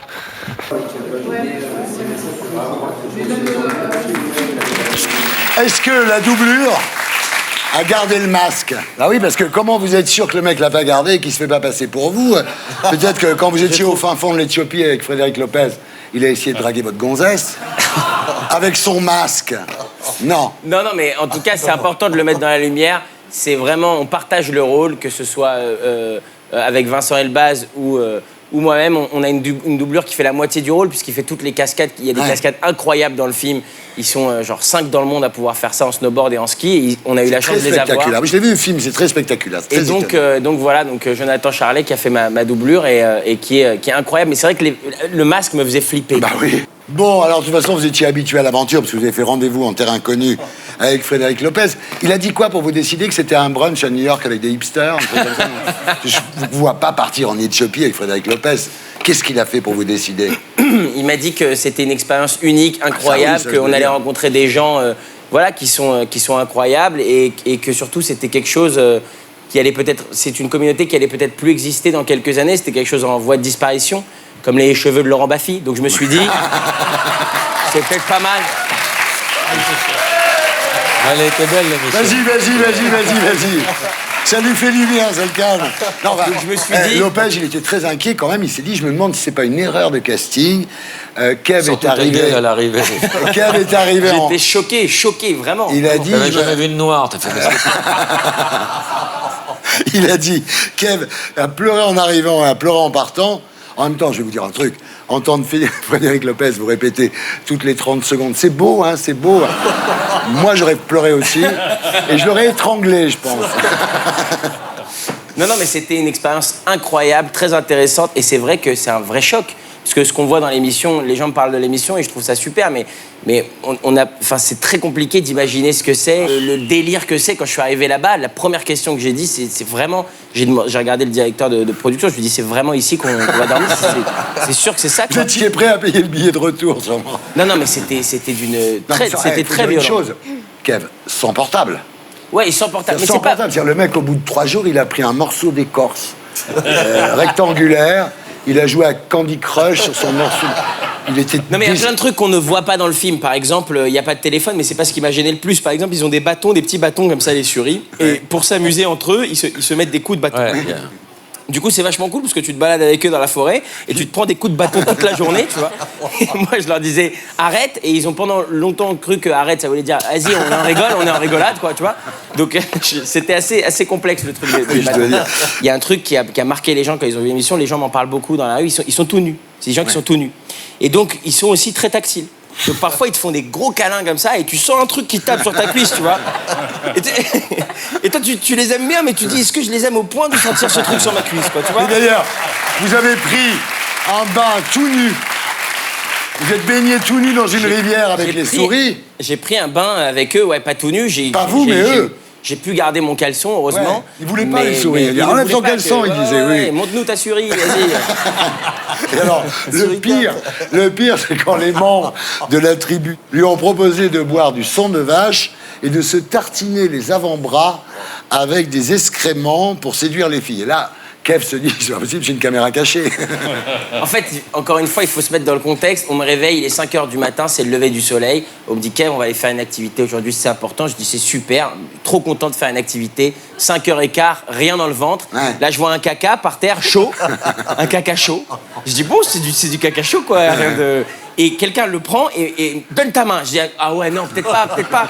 Et clac, j'ai pas le temps de réfléchir. Et là, dans ma tête, je me dis, waouh, dans quel moment dans ta vie, il est 5h30 du mat, et t'as de la bouse chaude dans la main, avec un gars qui te dit, mais mets-en sur toi, c'est super. Donc ouais, c'était une situation particulière. Il faut être extrêmement dépravé pour vivre ça à Paris. Mais encore une fois, ça fait partie de leur culture et c'est formidable. Mais ça me faisait rire à chaque fois de voir Fred qui me disait mais c'est génial, c'est formidable. Lui, il trouve tout génial, de toute façon. Ouais. À un moment donné, il me dit ça dans l'émission, il me dit mais qu'est-ce qu'elles mangent les vaches? De l'herbe. Qu'est-ce que t'as dans la main? De l'herbe. Non Fred, c'est du caca. Ça s'appelle du caca.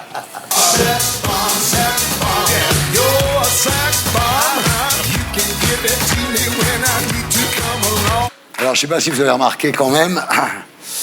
Pas un mot sur votre fiancé. La classe. On dira que je suis indiscret. Voilà. Et il y a juste une question. Juste une question. Dites-moi. Ça vous fait quoi de savoir que même sur Pluton, les filles sont moins jolies qu'elles?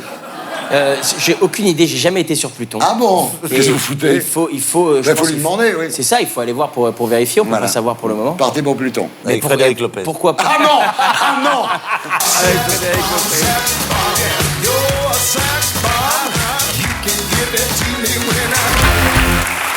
Et maintenant, on passe à notre interview. T'étais où de la semaine?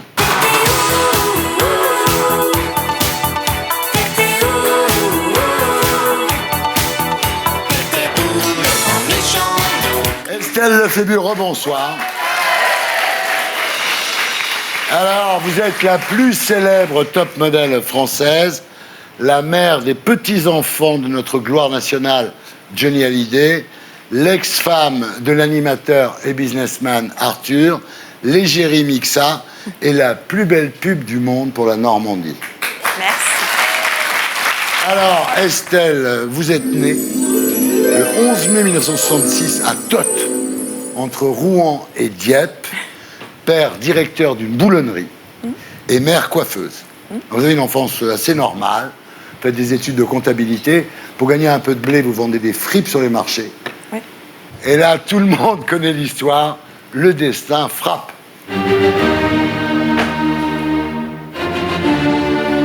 À 17 ans, à Paris, un agent vous dit dans la rue, vous êtes la plus belle fille du monde. En fait, il dit pas ça. Il dit pas vous êtes la plus belle fille du monde. Tu avais peur déjà de se faire balancer. Non. Il dit je vais vous prendre dans mon agence, c'est ça. Oui, c'est vrai. Ouais, boulevard Sébastopol. Exactement. Voilà. En fait, il m'a rencontrée, j'avais 17 ans, parce que j'étais de passage à Paris. Et je suis revenue à Rouen, où j'habitais avec ma maman. Et ma mère m'a dit non, c'est pas possible, tu feras pas ça tout de suite. Voilà. T'attendras d'avoir ton bac, puis après on verra. Et voilà. Et en fait, je suis retournée à l'âge de 19 ans, en effet, à Paris, où là, je faisais des études. Et j'ai revu la même personne au même endroit. Redestin. C'est vrai. Et voilà, alors quelques mois plus tard, vous faites la une de Elle. Oui. Mais ça n'a pas mis longtemps. Hein. La même année, en effet. C'est dingue. Et il y en aura beaucoup d'autres. On regarde.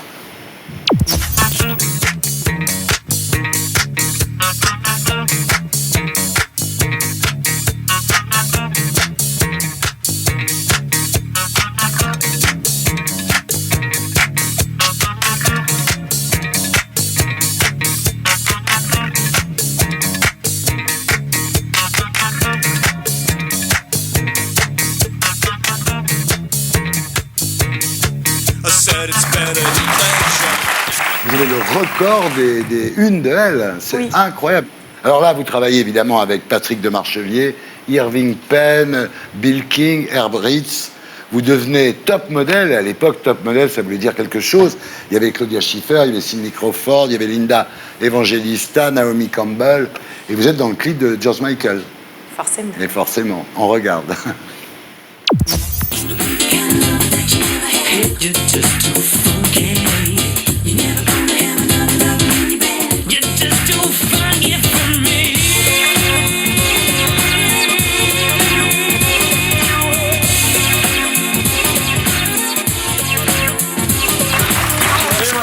Estelle Lefébure, ça s'est passé comment le tournage du clip?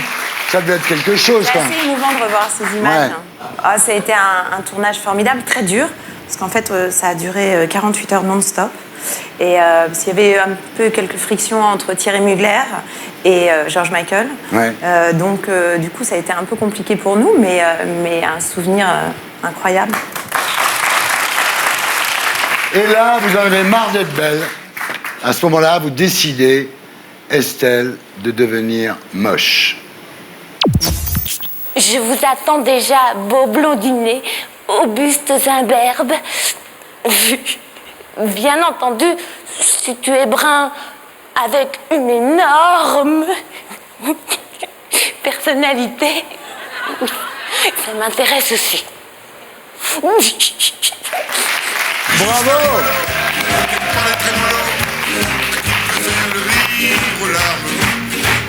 C'est bien, hein?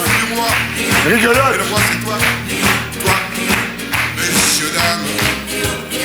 Alors Estelle, vous publiez chez Flammarion votre 4e livre. Le premier, c'était en 1997, il y a 20 ans. Ça s'appelle Orae, le bien-être pour les enfants. Vous donnez donc des conseils par âge sur la santé, le yoga, la méditation, des recettes évidemment de bonne nutrition. Alors du yoga pour les enfants, moi déjà j'avais du mal à leur faire ranger leur chambre. Donc, arriver à leur faire du yoga, bravo. Hein. Non, je vous assure, ah bon? ça détend, c'est très bien. Les enfants adorent ça. Mon fils de 7 ans sort le tapis du yoga et il les aime. Alors, vous dites, faut dire aux enfants qu'on les aime. C'est un des grands conseils que vous donnez dans votre livre. Mais si on les aime pas, ça, c'est déjà un gros problème. Bah oui. Vous dites, faut s'intéresser à eux. S'ils sont pas intéressants. Bah oui. Moi, mes enfants, ils m'ont pas intéressé tout de suite. Hein. Maintenant, oui. Vous êtes devenu un petit peu gourou du bien-être, non? Un petit peu, il paraît. Ouais. Le premier livre, c'était moyen. Ouais. Et puis, comme ça a quand même marché, le deuxième, là, ça y est, on s'est dit, ah, quand même, oui, elle ça raconte marche pas bien, des ça vendait bêtises. beaucoup, oui, bien sûr. Voilà. Alors, est-ce que Johnny Hallyday s'est converti au bio-bobo? Ha, ha. Non, vous Il savez se pas. nourrit très bien. Il se nourrit très bien. Enfin, en tous les cas, la dernière fois qu'on l'a vu, il avait l'air d'aller bien. On regarde. Happy birthday to you. Happy birthday to you.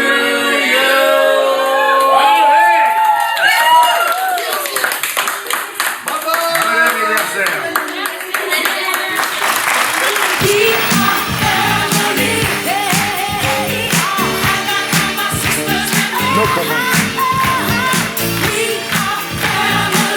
Alors, vos filles, Ilona et Emma, se lancent dans la carrière. Oui. Très belle, très jolie.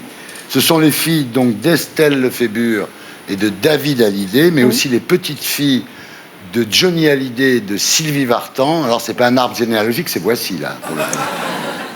Non, c'est juste leur famille, Voilà. tout C'est simplement. dingue. Et elles ont été élevées comme toutes les autres petites filles.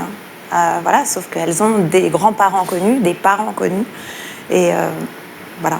Quand vous faites des réunions de famille, c'est Michel Drucker qui les anime. Pas du tout. Pas du tout. Vous avez remarqué que je vous parle pas de vos Jules, hein. Mais vous pouvez, j'ai Non, rien à... non, je suis pas comme ça. Non, c'est pas mon... Non. J'aime pas les Non, mais- émissions où on dit aux gens comment ça va. Non, moi, c'est pas mon truc. Ah, mais Comment moi, ça tout va, va alors bien. Mais ça va très bien. On ne te prendra jamais en défaut là-dessus. Non, jamais, là, Mais c'est sûr. ça va très très bien. Alors, je sais pas pourquoi maintenant, mais on va faire une interview très d'union. Peut-être parce que.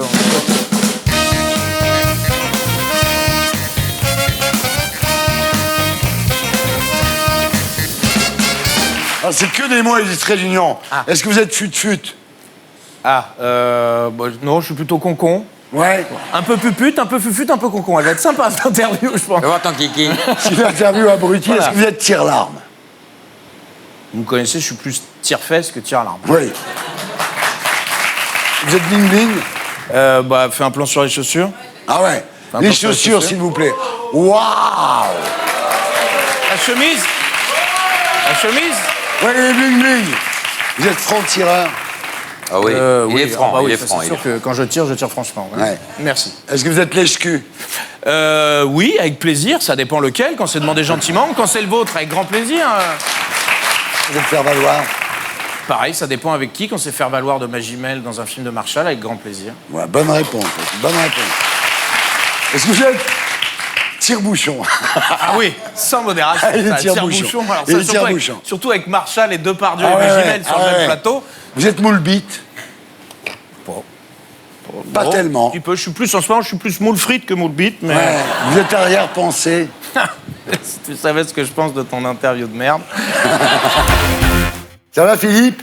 Oui, Alors, ça fait longtemps qu'on vous a pas vu dans cette émission. Trop longtemps.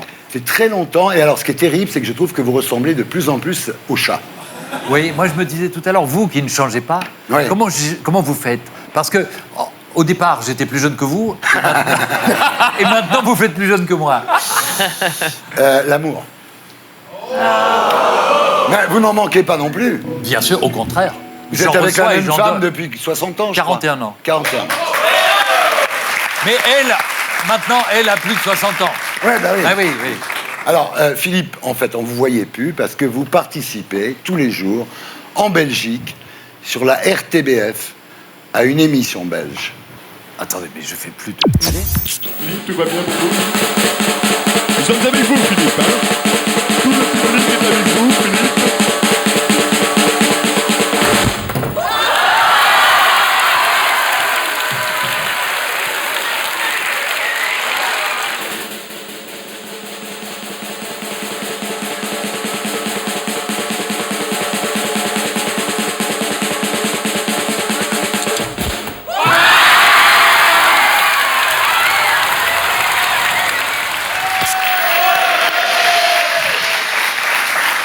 C'était il y a 30 ans.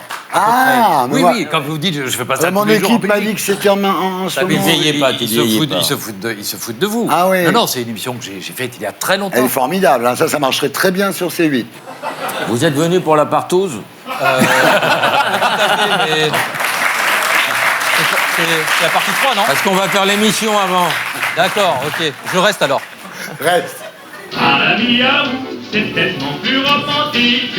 À la miaou, on fera les 400 coups. La miaou par rapport au chat.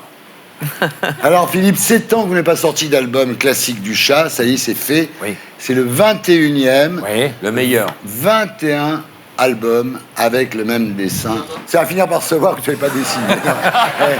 Ah, vous êtes salaud. Alors le chat qui vous a inspiré au départ, c'est lui. Oui, qui... C'est le chat de Marine Le Pen. Ah, ouais, Marine. Alors, il y a une collection de photos super, sur Internet de chats qui ressemblent à Hitler. C'est extraordinaire. Alors, le nouvel album s'appelle Chacun son chat. C'est publié chez Casterman. Et on regarde quelques dessins. S'il y a une autre vie après la vie, j'aimerais qu'on m'explique quel est l'intérêt de mourir. Faudra qu'on m'explique. Après la mort, l'esprit quitte le corps, sauf chez les cons. Chez eux, ça s'est passé de leur vivre. Je vois que nous en connaissons tous. Il y a un dessin qui est un chef-d'œuvre. Ouais. Est-ce que tu l'as? C'est le dessin sur les vacanciers et les réfugiés, le choc des cultures. Commencez ici. Honnêtement, la bouffe n'est pas terrible. et vous savez que quand j'ai fait ce dessin, il y a 1 an et demi, il n'y avait pas encore eu les photos qui montraient cette scène. Parce que l'été dernier, c'est arrivé.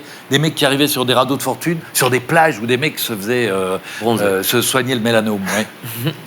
Chômage, divorce, Schengen. Est-ce que ça fait tellement plus rêver que travail, famille, patrie? Ça, c'est un petit, voilà, violent, un petit peu limite, mais oui, il le dit, ça. on ne sait jamais. C'est bien, c'est bien. Qu'est-ce que tu veux devenir plus tard? Prêtre pédophile pour continuer à jouer avec des enfants? C'est le rêve d'un gamin qui est pur et elle est de bon goût. La dénonce, moi j'adore. Jean-Pierre Coff s'est fait incinérer 1 heure à Fourbienchaud. Ouais. C'est la recommandation du chef. C'était un ami. 3 jours avant sa mort, on avait dans nos agendas fixé les dates des prochaines vacances. Ça l'a tué. Faut-il enterrer un kamikaze comme il a choisi de mourir? Il aura fait chier jusqu'au bout et des bouts, il y en a. Ouais. Alors justement, cette une nous ramène aux attentats, donc à Charlie. À l'époque, vous aviez critiqué la une Tout est pardonné. Je ne l'avais pas critiqué, on m'avait demandé, on était dans l'émotion, j'avais pleuré toutes les larmes de mon corps à la perte de mes amis assassinés, et on m'avait demandé ce que je pensais de la une, mais véritablement à chaud. Et à l'époque, j'avais dit, oui, je trouve que c'est dangereux de refaire un dessin comme ça. Parce que si ça régénère des violences, et ça en a généré dans des pays où il y a eu des manifs, il y a eu des morts, etc., je dis, c'est peut-être... Voilà, il faut peut-être aborder le truc d'une autre façon. Mais en même temps, je salue le talent de ces mecs qui ont réussi à arracher un dessin comme ça, une comme ça, dans la douleur qui était la leur. Mais je pense qu'il faut vraiment se reposer une question sur le second degré, parce que c'est une valeur qui n'est pas partagée également. Même en dans le France, monde si vous entier, faites du même second degré dans une émission de télévision, vous avez 300 000 gens sur Twitter qui n'ont pas compris. Hein, oui, ça, mais c'est pas si difficile que ça, le second degré. C'est quoi? C'est dire une horreur en faisant bien comprendre que c'est pas une horreur et que c'est le contraire qu'on pense. Il faut que les gens soient capables de comprendre. Alors, quand un papa joue avec son enfant de 3 ans et lui dit « Je suis le méchant loup et je vais te manger ». Oui. Bon. C'est pas vrai. Il va pas manger l'enfant. Ah, mais dites-le. Ne mangez pas vos enfants chez vous. Je vais vous faire. Alors, dans l'affaire Edwy Plenel contre Riss, est-ce que vous pensez qu'en caricaturant Tariq Ramadan dans Charlie Hebdo, on fait la guerre aux musulmans, comme le dit Edwy Plenel? Mais non, évidemment. Maintenant, on aurait pu trouver d'autres approches, mettre Tariq Ramadan avec un truc et dire « Viens visiter mon minaret ». Enfin, tu vois, on pouvait le faire de... C'est le 6e pilier de l'islam, si vous pensez qu'on n'a pas le droit de faire ça? Mêler le mot islam et humour, c'est problématique, visiblement. Ça, le problème, Mais cela dit, cette guerre, c'est une guerre entre Riss et Edwy Plenel. Je trouve que les gens qui, théoriquement, devraient être des démocrates et se battre dans le même sens, ne devraient pas se foutre des tartes les uns aux autres. C'est à eux de régler le problème. Le vrai problème est beaucoup plus grave que ça.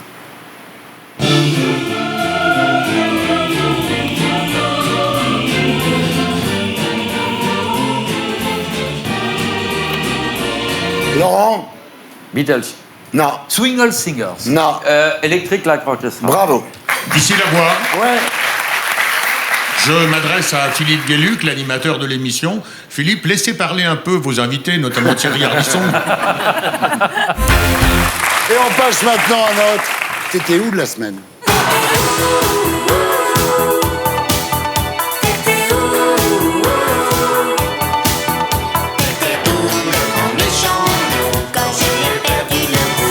Enora Malagré, rebonsoir. Très heureux de vous revoir. Il faut dire, Enora, qu'il y a un peu plus d'un an, mon monde s'est écroulé. On regarde. Coucou les amis, voilà, je vous fais cette petite vidéo pour vous annoncer quelque chose d'important.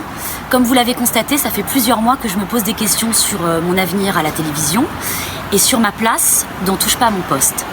Et je crois justement que je n'y trouve plus ma place. Alors je vous annonce ce soir que je quitte officiellement Touche pas à mon poste.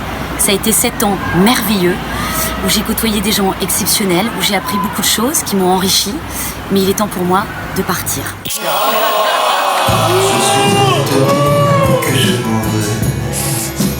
Pleure maintenant. J'arrive pas à pleurer. Tu m'étonnes. J'aimerais pleurer, j'arrive pas. Alors Enora, vous étiez une historique de l'émission et vous dites, les 2 dernières années, l'ambiance a changé. À nous, chroniqueurs, Cyril faisait sentir parfois avec une pointe de mépris que nous étions de simples employés. Oui. C'est vrai. Oui, c'est pas que ça, c'est tout. L'émission a un peu changé. C'est très personnel, en fait. L'émission est toujours un carton et elle est toujours formidable. Mais moi, je trouvais que j'avais fait le tour de moi-même. Et voilà. Ça, c'est vrai que c'est ajouté la polémique du canular homophobe, entre guillemets. Vous vous en êtes voulu de vous être marré en plateau. Oui, au début, j'ai un peu souri. Et rapidement, je me suis dit, mais qu'est-ce qu'on est en train de faire, là ? Ouais. Et moi, c'est quelque chose que je combats. Vous avez été rattrapé par la morale, en fait. Oui. À un moment donné, il faut être un peu cohérente avec ses propres valeurs. Et là, ça l'était plus, donc il faut Alors, partir. effectivement, vous dites à la télé, il faut faire le show, tout le monde le sait. Je me suis créé un personnage qui me ressemble, un mix entre la Bretonne qui râle et mon côté Kaira. Mais ça n'est pas que moi, vous n'êtes pas que ça, en fait. Mais non, mais comme dans la vie, en fait. Ouais. Dans la vie, on n'est pas pareil avec ses parents, on n'est pas pareil avec son petit ami, on n'est pas pareil avec sa meilleure pote. Et ben moi, j'avais une facette dans Touche pas à mon poste qui était un peu moi, mais que j'ai quand même beaucoup exagéré. Et puis je me suis auto-soulée au bout d'un moment. Je trouvais que j'avais pas que toi, hein. Auto-soulée, c'est assez bien. Non, mais auto-soulée. Et en plus, je trouvais qu'il n'y avait plus du tout de fond dans ce que je disais. C'était juste... Vous dites d'ailleurs, j'étais perdu. Ouais, je suis devenu débile. À la fin, je me trouvais un peu ridicule. Ouais. Je gueulais pour gueuler. Ouais. Je gueulais pour gueuler, je gueulais pour exister. Bon, tout ça a tourné un peu en eau de boudin.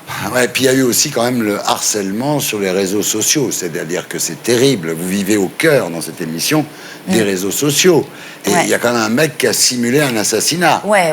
Ça a été un peu le climax. Ouais. Là, c'est vrai que quand un mec appelle les flics en disant « j'ai tué Enora Malagré, elle gît dans son sang », et qui défonce ma porte et que bah non, je ne suis pas morte, et qu'on en rit sur le plateau, qu'on me... Enfin, ça a été un peu compliqué à vivre. C'est too much.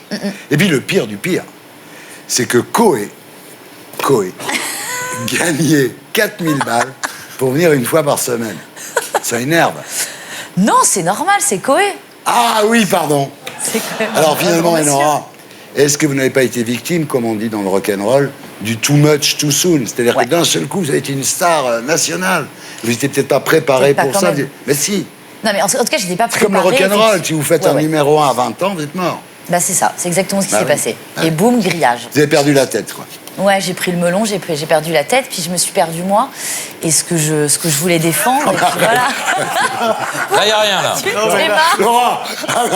Laurent, tu peux pas. Si je peux pas porter plainte, mais le gars m'a tout fait. Même à une buvette du FN, je vis pas ça, là. Melon, il me monte du doigt. Ouais. C'est incroyable. Vous pouvez l'applaudir, hein, franchement. Voilà, c'est ça qu'on veut, nous. C'est l'âge, c'est ça qu'on veut. Alors, un jour, en suivant les pêcheurs à Oléron, pour Touche pas à mon poste, vous vous dites, qu'est-ce que tu fous, toi, dans ta vie? À quoi tu sers? Comme ça, franchement, c'est chelou, j'avoue. Oui. C'est vrai qu'entre deux sols, j'ai pris conscience. Ouais, c'est vrai, en plus, je te jure. Non, mais comme moi, je suis issue d'une famille de Bretons, il y avait quand même pas mal de marins-pêcheurs à droite à gauche qui circulaient à la maison. j'ai eu un petit coup de bambou, quoi. Je me suis dit, mais voilà, eux, ils font un vrai métier. Et moi, je suis en train de faire un peu de la merde depuis quelques années. Mais est-ce qu'à l'époque, vous aviez envisagé de devenir pêcheuse? J'ai eu un choc. Un choc. Un choc. Un Non, choc. non, mais c'était hyper ému. Je me suis dit, voilà, t'es en train de passer à côté de. Voilà. Et puis récupère un peu ton cerveau, rends-toi utile. Et puis il en reste. Oui, et je peux te dire qu'entre-temps, il a fondu de ouf. J'ai pensé à mes années Nova où je me suis dit, mais punaise, quoi. Où je me sentais un peu utile. Et puis, et donc, grâce effectivement à un filet de pêche et une morue, eh bien, voilà, je me suis un peu décontaminée. Voilà. Et vous dites aujourd'hui, je sors de réhab. Exactement. Alors, pendant cette période, vous avez reçu plein de propositions et vous avez tout refusé, même celle-là, que je trouvais oui, j'étais sûre que Jackie t'allais et me dire ça. Michel, désolé d'apprendre que tu quittes TPMP de Cyril Hanouna. Si jamais tu veux t'ouvrir à une autre expérience.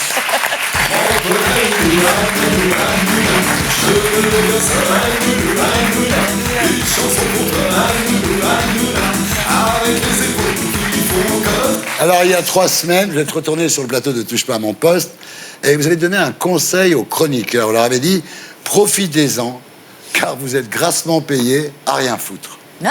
Alors, ça n'a pas toujours été le cas, mais c'est vrai qu'on travaille assez peu, on va pas se mentir. Il y a eu une période où on travaillait beaucoup, on décryptait beaucoup les émissions, mais comme là, c'est devenu beaucoup du divertissement, c'est vrai qu'ils sont payés un peu à rigoler aux vannes de papa, tant mieux, mais c'est vrai que je leur ai dit, voilà, profitez quand même les enfants. J'adore. Alors, heureusement, vous avez lancé avec Télé Loisirs un talk show en réalité virtuelle tous les jeudis à 18h en direct sur Facebook, qui s'appelle Les Avatarés. C'est mignon. Vous dites c'est mieux que la télé. Bah, c'est mieux. Non, mais le digital, on a un peu plus de liberté qu'en télé. En télé, vous êtes un des rares où justement où vous faites des choses un peu libertaires, mais je trouve que c'est un peu sclérosé et le ton est un peu moumou. Alors il y a ça, donc Les Avatarés, et il y a avec Justine surtout Fraioli une application et un site 100% féminin qui s'appelle What the Fuck, enfin la WTF, Women Trans Family. Exactement, Voilà. la WTF. Hein, il y a 4 rubriques, le corps, la tête, le cœur et l'âme. C'est bien. Et le sexe, il n'y a pas... Il n'y a pas encore. Parce que je vois le corps, la tête, le cœur et l'âme. On pourra faire le vagin, pourquoi pas. Alors, vous-même, vous mettez la main à la pâte. Ah, on fait tout. À la chatte. À la pâte. Vous retournez au charbon humblement et vous rentrez, on le voit dans un reportage en Jordanie. J'ai fait le Maroc, j'ai fait la Jordanie, on a fait un reportage... Que des traversées du désert. Absolument. Depuis trop longtemps, tu te demandes à qui ça sert tous les... Alors, il a fait une chanson, Cap de Vielle, mais on la passe pratiquement toutes les semaines. Alors, ce qui est dingue, en fait, c'est quand vous étiez dans le désert, vous avez croisé, ça c'est incroyable, Thomas Touroud et Bertrand Chameroy. C'est dément. Ah non. C'est dément. Oh, les salauds. Les pauvres, on les plaint, on regarde à quoi ça ressemble.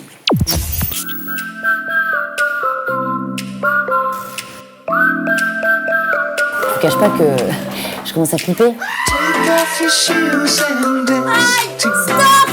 Le mot de la semaine, eh bien, c'est diff. Être vieux, c'est être jeune plus longtemps que les autres. Ceux qui sont pas vieux, ils sont morts. Donc, il faut penser à ça quand même. Je pense que les solutions, c'est de travailler tout ensemble. Il y a d'autres femmes qui vivent d'autres vies, qui prennent la parole, et ça, je trouve que c'est vraiment bien.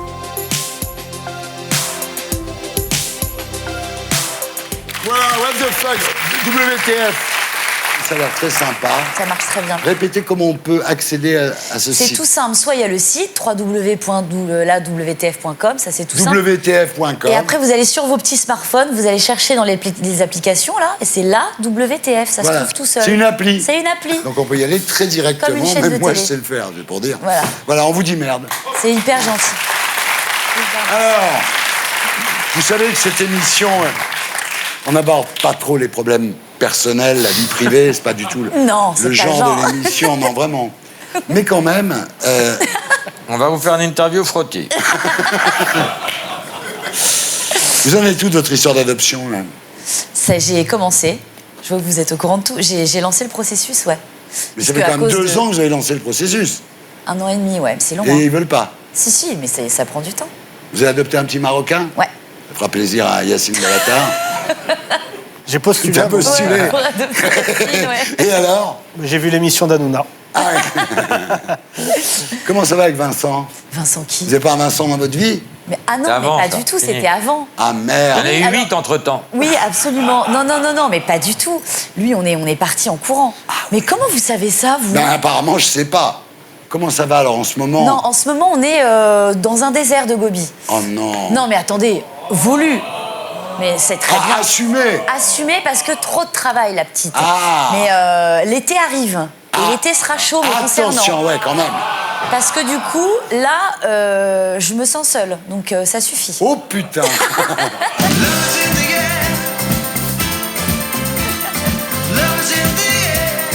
Et pour être sûr de ne rien rater de Inarditube, abonnez-vous et mettez un pouce bleu.